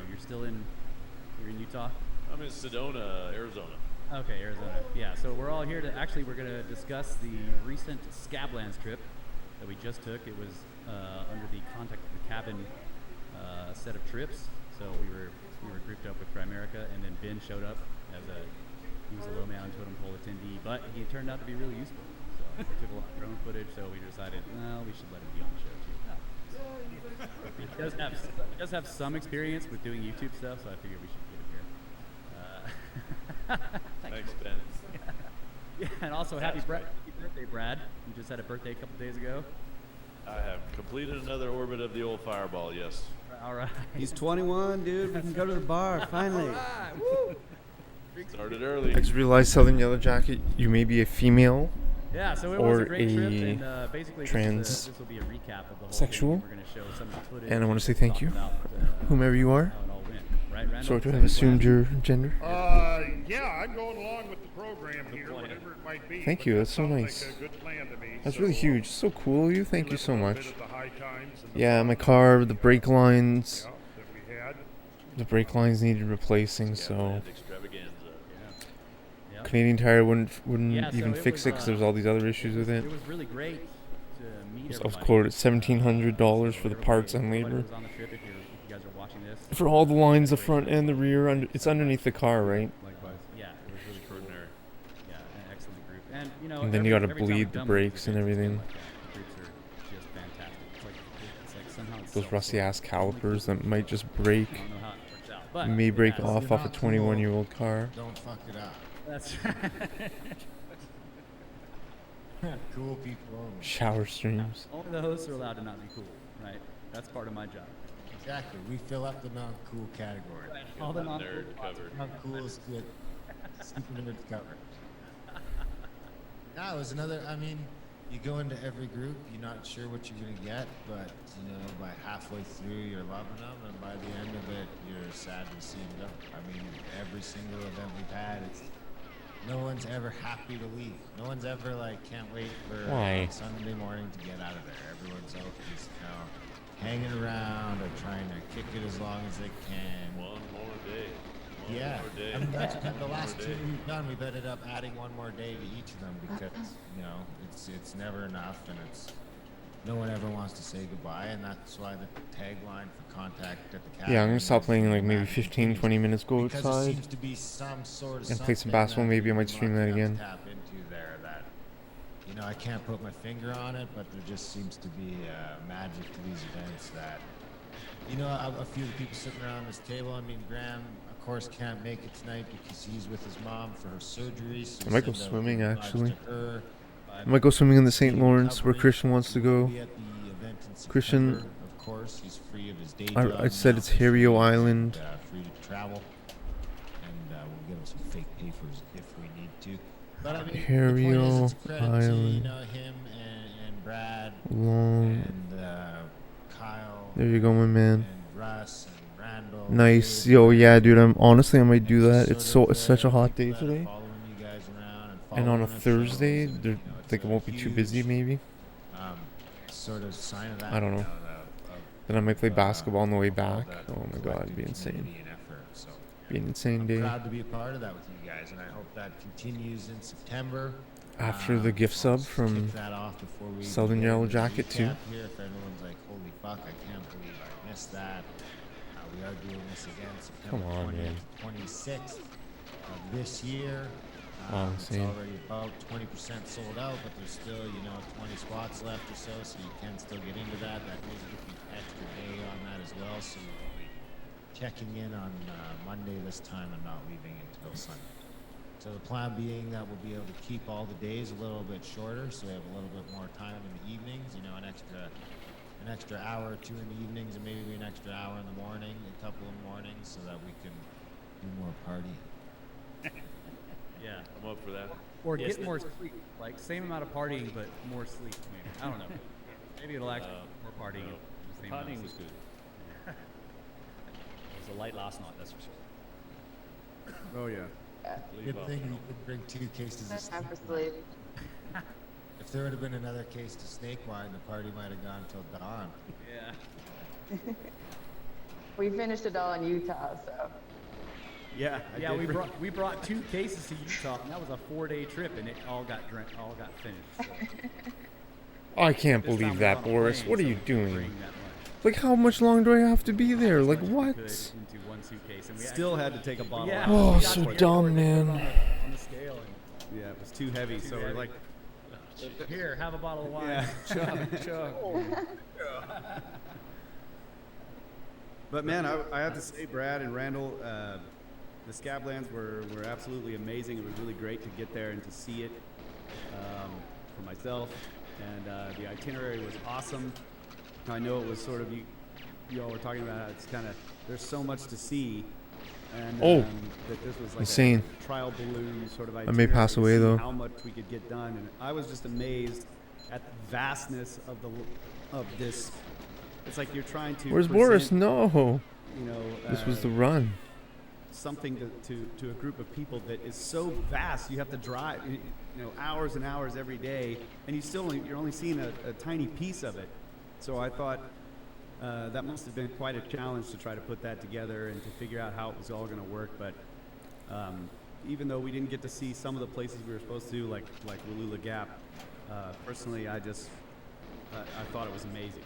It was a great run, and I'm sure it's only going to get better now that you guys know what it's. Oh my gosh, I'm getting it, my be like friends. to I think I'm understanding drive this level 3 now. vans full of people and have to make stops for all the bathrooms and everything that we had to deal with all these people. Everything took more time, but still, it was an awesome experience. So I think you guys, hats off to you guys, man. That was great. A stellar job on that, and I think we both. Yeah. I really appreciate that, guys. Yeah. Yeah. Totally. Good I job, had- Brad. We packed it in for sure. You had me worried, bro. You had me worried when it was like 2 weeks before and there was still no itinerary, but you fucking knocked it out of the park. Well, ditto. As an attendee, like I came along and you guys ran it. All of you did a fantastic job. I mean, Kyle and Russ, you were working on it too, like driving the buses, and Darren and organised it. And yeah, logistically, it went off really well. I mean, it was busy, long day to get a lot in, but that's kind of what you want in these events. You know, I think there wasn't much time wasted, and then outside of that, it was the socialising, and the group was awesome. Yeah, and as you said, Kyle, like it really conveyed to me just a sense of Come scale on. and Like, come on, it's didn't too have much. full appreciation for that, and I still don't. But yeah, it was amazingly impressive. I walked out of there wondering why don't more people visit this area. Like that was one of the things. Like just didn't. People go there to camp and play some golf or whatever, but it doesn't. To me, it's as spectacular as areas like the Grand Canyon. It should. No, feels I have a like fan. It should attract a lot more people. So I got a if big you ass haven't fan on me. seen or been to the Channel Scablands, you should go. It's absolutely spectacular landscape, and then that gets doubly kind of. Okay, that's how you fucking do it. Let's go. Compounded The scene in your head start. once you realise the scale of the No, event and the please. magnitude of what actually took place there. Yeah, it was I will pass fantastic. away. Thanks 30 degrees, yeah. Same here, buddy. I love it. Sense. I think that's what really hammers it home. It's like this is one of those spots that even Where are you, if Boris? just want to go with the straight conventional. What? Get the fuck out of here. it's still You're not like if we were serious. at the station, Oh, it's no, I still shot like, him. Why'd I shoot this him? fucking thing was full of water. No. The difference is we're saying, well, yeah, it was full of water and then some. But even the conventional theory. Oh, I this stuff was didn't made know. is, phenomenal. So I have to destroy the camera. I gotta take out the camera And for me, it faster. was like, I'd only ever Insane, seen though. Dry Falls. I didn't find my hat, unfortunately. So, Yeah, we looked for it. We didn't see it. but, okay. I got a new hat while I was there. I gotta pause behind the pillar, I think, honestly. So I'd ever really only seen the Dry Falls, and driven up that coulee a couple of times, which is impressive enough, and it's a beautiful drive. But man, the potholes, cataract, and the other Oh, one no. were, what was the one that went He's seen it. Palouse Falls? Police Falls. AEW Fighter will have Owen Hart in game. Oh wow, insane. Wow. Potholes Cataract. That's epic. Potholes is the one we hiked up, right? Yeah. Yeah. Oh no, you're thinking of Steamboat. Steamboat Rock. Steamboat Rock, yeah. Up, that up was in the- Vancouver. that was Steamboat was last, yeah. Yeah, and we do have a lot of. Kyle's got a bunch of pictures. Why? Over here, and I've got some drone footage, and Ben's got some drone footage too, so we can go with that as well. Oh yeah, we should have some of that playing while we're bullshit. Yeah, we can do it. Well, and as spectacular it is right there, that's the most obvious place where these floods occurred. But you know, we could follow them around the whole perimeter of the ice sheet. You know, all across the northern United States. They're really impressive flood features. So as awesome as the scale was, that's a small chunk. Yeah, so this is to what you were saying, Darren. I mean, I took a picture of this sign because it's like, wow, okay. Yeah, even the parks are. This is the park saying, you know, but of course you read it, and you know, of course they have the ice dam theory in here, which you know is to be expected. But yeah, it's, I mean, right here, cataclysmic floods on the plaque at the park. So it's not, that's not in question, for sure. This is, was that dry fall? Dude, I think Mortal Kombat 10 or whatever. The new Mortal Kombat is on sale now, I think. I think. If you're interested in picking it up, you know, I was like 60, 80 bucks when it came out. I think now it's on sale for like 20 or something. Upper Goose Maybe Lake. less. I remember because there's a video. Welcome, guys. Well, I do. Yeah, we had a good dozen people that jumped off that cliff, starting with Kyle. Far Cry 6 too, where they're in Cuba, or they're an island like Cuba. We're all just bums after that, man. That was awesome. I haven't played it though. Video coming. Yes, I have all the. I do have all the drone footage. You already have 12. 12, that's what it is. Cool, man. Yeah, I think you got it when it came out or something. Yeah, you guys put on quite a show. Oh, that's nothing compared to jamming. I remember you were talking about it. The jamming's the best part. Yeah, that was a highlight for me too, for sure. Yeah, Ben put up like a, what is it, 11-minute video with a bunch of his drone footage, some footage of Randall. It was really cool. The map, you guys were all surrounding that big map that you carried around, and Randall was like showing people what was happening, and everybody was surrounding the map, looking down at it.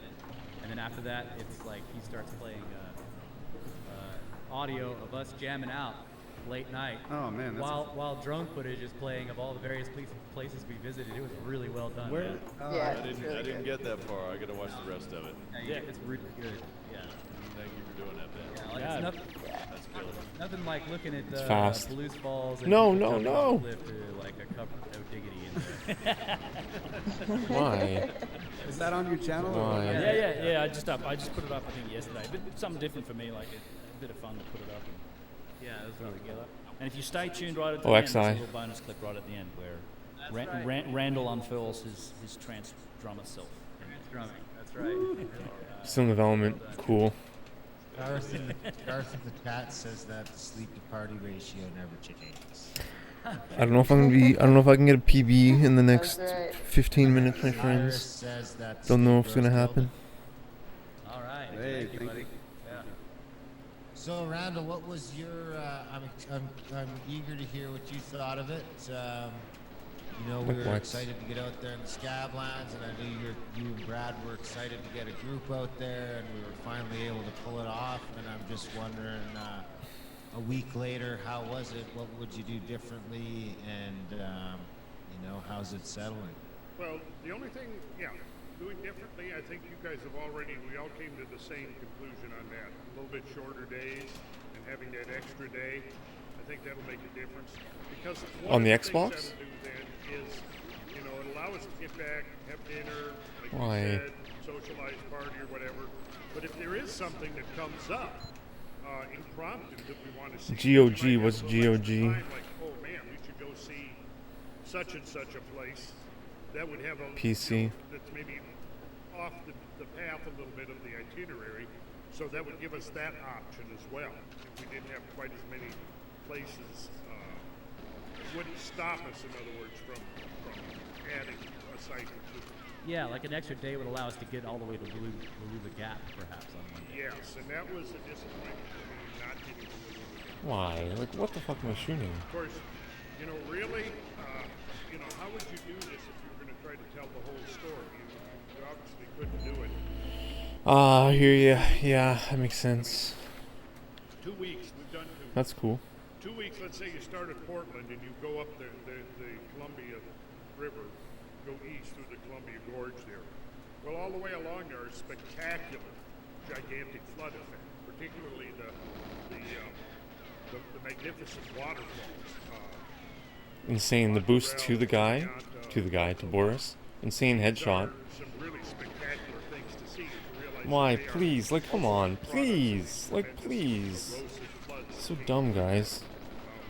And then, you know, getting up to Wallula Gap, and you know, we had to, you know, we didn't get as far as Lake Pond de Rowdy Boris. but you know, that whole area up there, Coeur d'Alene, Pond de Rey is worth seeing.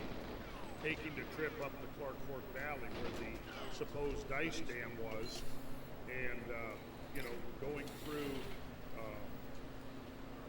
Eddy Narrows into the basins of Lake Missoula to the giant current ripple fields up there. Well, there's a lot to see. So that could actually comprise a whole other trip in itself, a week-long journey. Yo, that's big for Toad. Because I don't know if Toad has turbo or not, the gift sub for the ads. I think Toad is using ad blocker, but that's big. It's like the sub has value now for all the ads. Thanks. And even subs watching my stream, I get money for the ads that they skip too, because they're sub. So having a sub helps me also with them. Like, it's as if they watch ads. So thank you. All of that up in there. The drumlin fields up there on the Chaco Plateau. So, I mean, all of that is part of the same event. That's the thing. And we made our monthly sub goal of 10. We have 13 subs. Wow, I'm just like, I'm so lucky. Like, jeez. So thank you so much. Go ahead, Darren. I wish we had some PBs to get this month. We've been doing well. We've been streaming. We streamed the Uber Eats delivering. That was fun. The dual webcam. Because that that shit is like flat as a pancake on top. And then you've got the Basketball streams, weightlifting streams, GoldenEye. It's a decent sized river, but it's at the Mega Man 10. At the bottom of a channel that's, you know, clearly way too big for it. And then when you get it with the drone, you can really start to see all the coulees and I mean, we call them coulees. They're nothing compared to the dry coulees that we've seen out there. But so is that because that's a subglacial flow? What, I mean, the flatness?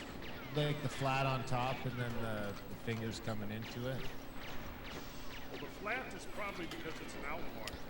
I mean, where the Bow River discharges on the Rocky Mountain front, you would have had a major spreading out and slowing down of the movement of the water, which would then, you know, create an outwash plain, and an outwash plain is usually pretty flat. Why? Let's see, Bow River, yeah, it comes out there just pretty much, what, to the northwest of Calgary? That's right, yeah. Yeah, okay. Why? You got a picture, Darren? You could pop on there from your drone? I can, if I can, let me see. See if it's a terrace you're talking about, or a... What if I, what exactly? What if I email it to you, Brad? Oh, yeah, not where I'm at in Sedona. If I email it to you, Kyle? Well, it looks to me like where it discharges, or to use the French term, debouches from the mountain front, it spreads out into a huge outwash plain. Let's see some He keeps running up. Am I too close to him? Trans-Canada Highway comes through there. So you've got a constriction there, right there, see Cochrane, between. there's something right there at Cochrane too. Cochrane, yeah. And there's the moon something dam. Right there also.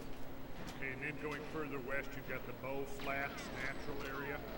So, oh yeah, so what you got there looks to me like a classic underfit river, and the larger valley, the whole floor looks like it's just mantled with sediment, and that's would be totally understandable given that GOG's good value. That's cool, bro. That's nice. grinding up and excavating The 2 games, nice. material from the mountain flanks, and then with the meltdown, all of that material I'll check it out. is washed down into the valleys and deposits. Yes, this looks like some interesting Bow Falls Point. Bull River Barbecue. I was not far from that, probably. Probably. See if I can find a decent picture here. Mount Rundle. Okay, here we go. Yeah. Yeah, we had so much drone coverage. Insane. People with drones going, I didn't Guys, this level's a find lot out. harder than I thought it We're was. in Holy deep jeez. So I'm about to go get one of those Like, small it's so ones hard. tomorrow, and Darren already bought one, and he's been out with it. So that was a lot of fun having all I that. might try the box strat. Maybe drone envy out there. Yeah. Some drone activity, that's for sure. I bought one on the way home. I stopped and bought one on the way home just because it was so cool. Well, I gotta say, Next step to get that mini tomorrow. And that's what I said. I got a hold of Brad and said, if you guys need me to go get some aerial footage, anything in Canada where we've got this fascist regime, I can take care of that because you need papers to get in my country pretty soon. Alright, I'm gonna stop streaming in about like 5-10 minutes. Because I'm gonna go outside, I'm gonna enjoy the sun. I might stream me swimming at the river. Mount Rundle. Yeah. I was gonna say that. This is a great example of an overthrust. It's gonna be epic. These were once, yeah, this is Mount Rundle, so this is along the Bow River right here. You've got enormous amounts of glacial erosion here on the left, and you can see the whole strata has been completely uplifted. See, this was once horizontal strata. Oh, wow. And you know, the question is, I know, in I'm my muted. mind, is at Told what me to restrain. rate do these uplift events occur? Is it possible that they occur a whole lot faster? I got invited to this at the last minute. Conventional models assume? Let me know if the audio levels are. Because one of the things is like when you look at this, you particularly notice the sharp angular cliff faces here. You know, if this had been, see, here's the problem is given erosional rates,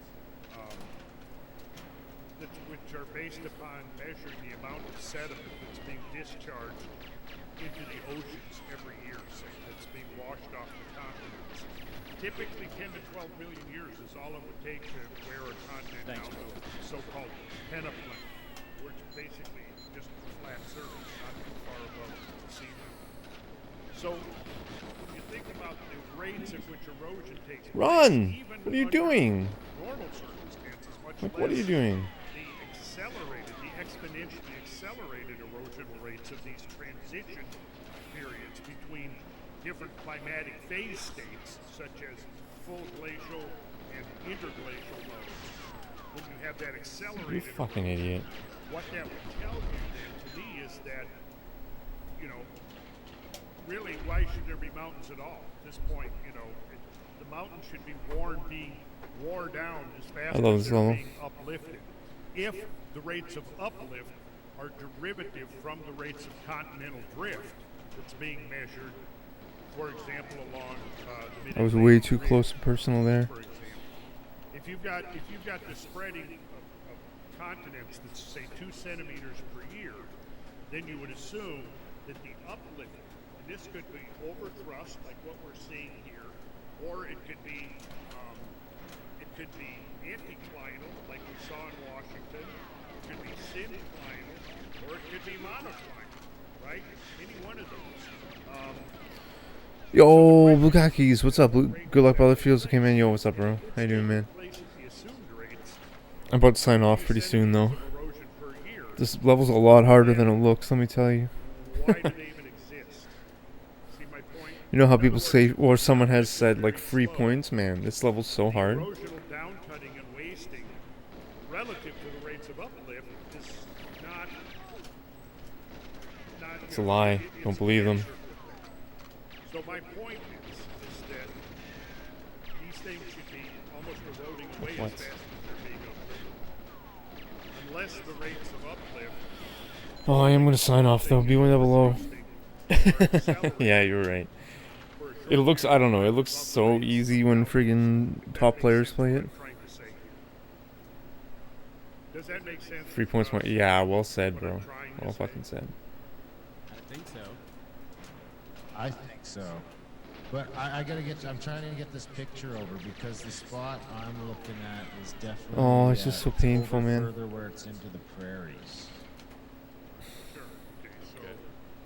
So is that, Randall, is that along the I've improved a lot, though. Icefields Parkway? On this we're level. switching. That's fine. Yeah, and full disclosure here, I'm trying to set up drone footage as well. Not really. Totally paying attention, Randall, so you probably made a lot more sense than I would. But you aren't listening, but it made sense. Not really, man. We had some, like...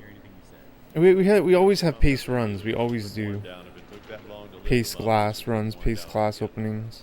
Yeah, it's Every time, but... yeah, and it sounds similar to a lot of how No Vicky luck, described thanks, things bro. like water gaps, right, where you have uplift and wearing down happening at the same time, or at least at the same rate. That's how they say some of these features are forming. So where's your picture taken from, Aaron? At McKinnon Flats. What? Which would be directly south of Langdon. Pursue, Alberta. thanks, dude. When I finally get it, thanks, man. I hope so. I hope so, dude. If I get it, if and when. Yo, thanks, bros. Yo, thanks, guys. As I'm about to sign off. I just sent you two Sorry. pictures, Kyle. I'm gonna be streaming again in like an hour and a half, maybe, and I may be at an insanely beautiful river. I know we're going live, but yeah, in the Cosmographia version, I'll put those in. I don't know though. I got a warning. I used all my data already on my phone for streaming, so it might not work. For one thing, you had the floods coming down through there because this Maybe I change it to right 480. There would have been pretty much where the ice-free corridor was for a while. Probably in that No, you're not serious. just leading That is up not to the real. Overdrive Are you serious? Because if you guys remember, there was a You are warning not at the serious. between 14 and That is not 16,000 real life. years ago that caused That's so a tragic, man. glacier recession, so that when the Younger Dryas boundary occurred, the ice sheets had lost maybe 10% of their mass as a result of this gradual warming between. They had all these friggin' trips. They had all these trips planned. Like all these people wanted to go on it. It's just so insane, man. That's probably when the It's ice just too insane, my friends. Now, Like it's just you too then had insane. major flooding that poured down into that region between the Laurentide ice sheet on the east and the Cordilleran Jesus. ice sheet on Or the west. completely, So when the yeah, meltdown occurred, terrible. you had huge volumes of So water tragic, pouring man. into that trough between the two ice sheets. And so this area that you're looking at Langdon would have been right there in that trough. In fact, the whole town of Calgary would have. And then the Bow River coming out of there would have had a tremendous amount of outwash. And that was probably one of the major discharge. Alright, 8 more minutes. I'll play until 2 p.m. Okay, 7 more minutes. To exit off the Rocky Mountains. Thank you, Silent Yellow Jack, for that gift sub. You rule. Actually, there was just that much water coming down that waterway at one time.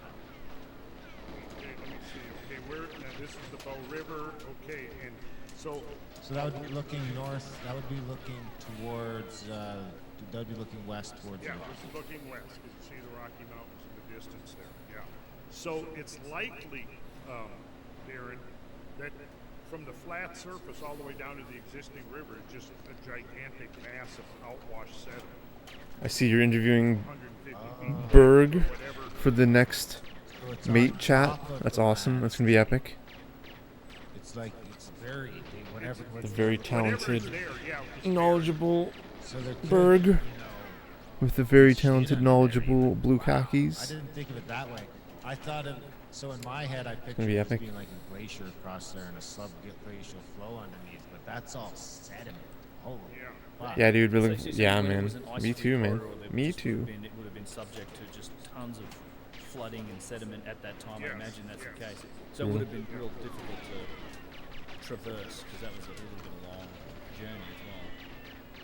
I can kind of see that now from that. It looks like it's all dumping in from the north side and sort of slamming That's so into dumb. the other side. I can never hit that camera. How wide was that corridor? I mean, during those couple of thousand years, what's the? Do we have an estimation for that? Width of the ice-free corridor? Yeah. I remember like a 50 mile in there somewhere, but yeah, it was growing, expanding, and closing up and Yeah. separating. Been a hell of a gauntlet with all of the megafauna and short-faced bears running around through there for it. Sounds like a, Paleo-Indian roving bands of humans. closing you in all the Prudence has bears and seen are in there too. insane. Nice funnel, prey funnel. What about like, yeah, what you're right. I was gonna say, what about Cali's surfaces? But you're right, because more people have 22 than like 147 or 148 or I've whatever. got a little And slideshow 148. of some photos as well, and Russ has some excellent drone footage. Where's my camera? Yeah, I got stuff. What that I'll I do, wanna see. yeah, I'll come right back to the, what time is this? I have a map up here. I just want Wow, insane. So they came back from the shoot to give us 21. Wow. People on it. Amazing. Not yet. People on the Twitch stream. It's true. I won't It has swap been out tied, because though. I know we're gonna It has been tied. so I'll just leave it. Good to see Darren my- doesn't know to my not whole ask desktop. Random question. non sequitur questions, I guess. Tangentially speaking. Well, this is like my stomping ground, Laura, so I got my drone and I want to go see something. Oh yeah. It's all related. Here's Langdon Park, and here you see Tie because we know how. Oh, right. You're right. You're right. I agree. So true. it's cut down into this. Well said, man. So your drone footage is right around over this area somewhere. That's correct. Or what about Bunker 119? So all of this, Secret all of agent. this is outlined in here, and it was, I'm sure it was from multiple sources, but one of the main contributing sources would have been here's where the river comes out of It's the Rocky fast. Mountain front right here. Please, like, hit the camera. And that would have been the same. Oh, I was shooting way too low there. Drop down? That was my fault. I was shooting too low. Rock was brought down, it came from the Hyperfuturistic 2, you're right, but you're right. Not many, like, Runway Agent has friggin' a bazillion people with 22, right? Yeah, so here, if I'm gonna Not zoom including up, me. you see Mount Robson right here? Yeah. That was likely one of the sources for the metaquartzite boulders. The other one was Mount Edith Cavell. I guess 102 has a lot of people. Two mountains. Yeah. That's not true. But you can see this was a pathway for discharge. Look at this.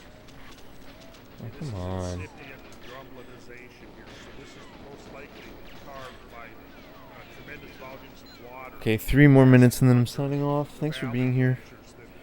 Don't mean to rush off, but I do really. It was beautiful outside again. Bear in mind that during the latter part of A the solid ice 3.5 hours. age, Pretty good. ice sheet buried almost all of this, and all you Thanks, had was dudes and nunataks dudettes. or mountain peaks sticking up And above trans the people. glaciers. So you had a tremendous amount of ice here. Here's Mount Cavell right here. So when we here's the outlet right here. So right here in Kenton, you would have had the Going water forward, you're right. discharging. You can actually look at the texture of the Yeah, land that's here. The insane. water came out this way You're right. and then diverted That's true. south. Came down along this pathway, scouring as it went, and then the boulders got deposited all along here, all the way down to Montana.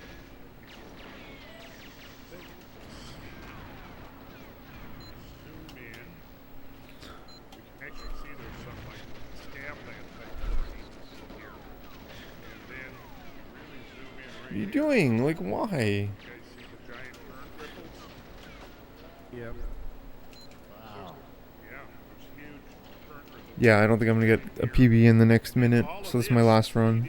Indeed, Nick. Thanks for being here, friends. One time would be more height. What's that? Calves minute? Calves 1 minute? I know you're thinking that.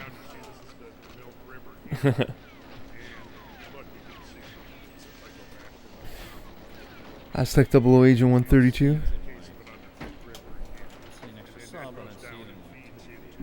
Aw, thanks, man. Thanks, man. That's sweet. I agree. That's funny. This Milk River ripples are Me getting a fucking completion on this level. How about that?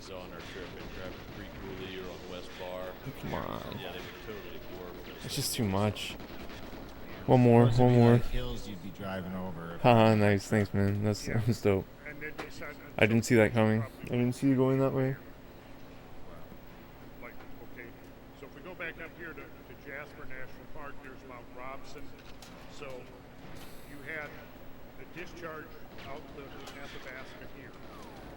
But then, what I want to call your attention to is the Rocky Mountain Trench, which is really very It's just too much, man.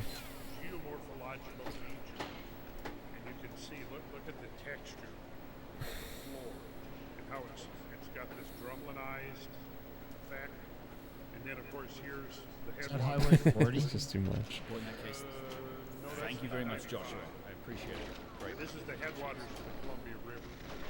So if you go up here, you'll notice the Rocky Mountain Trench really begins. I hate you, Boris. I really hate you.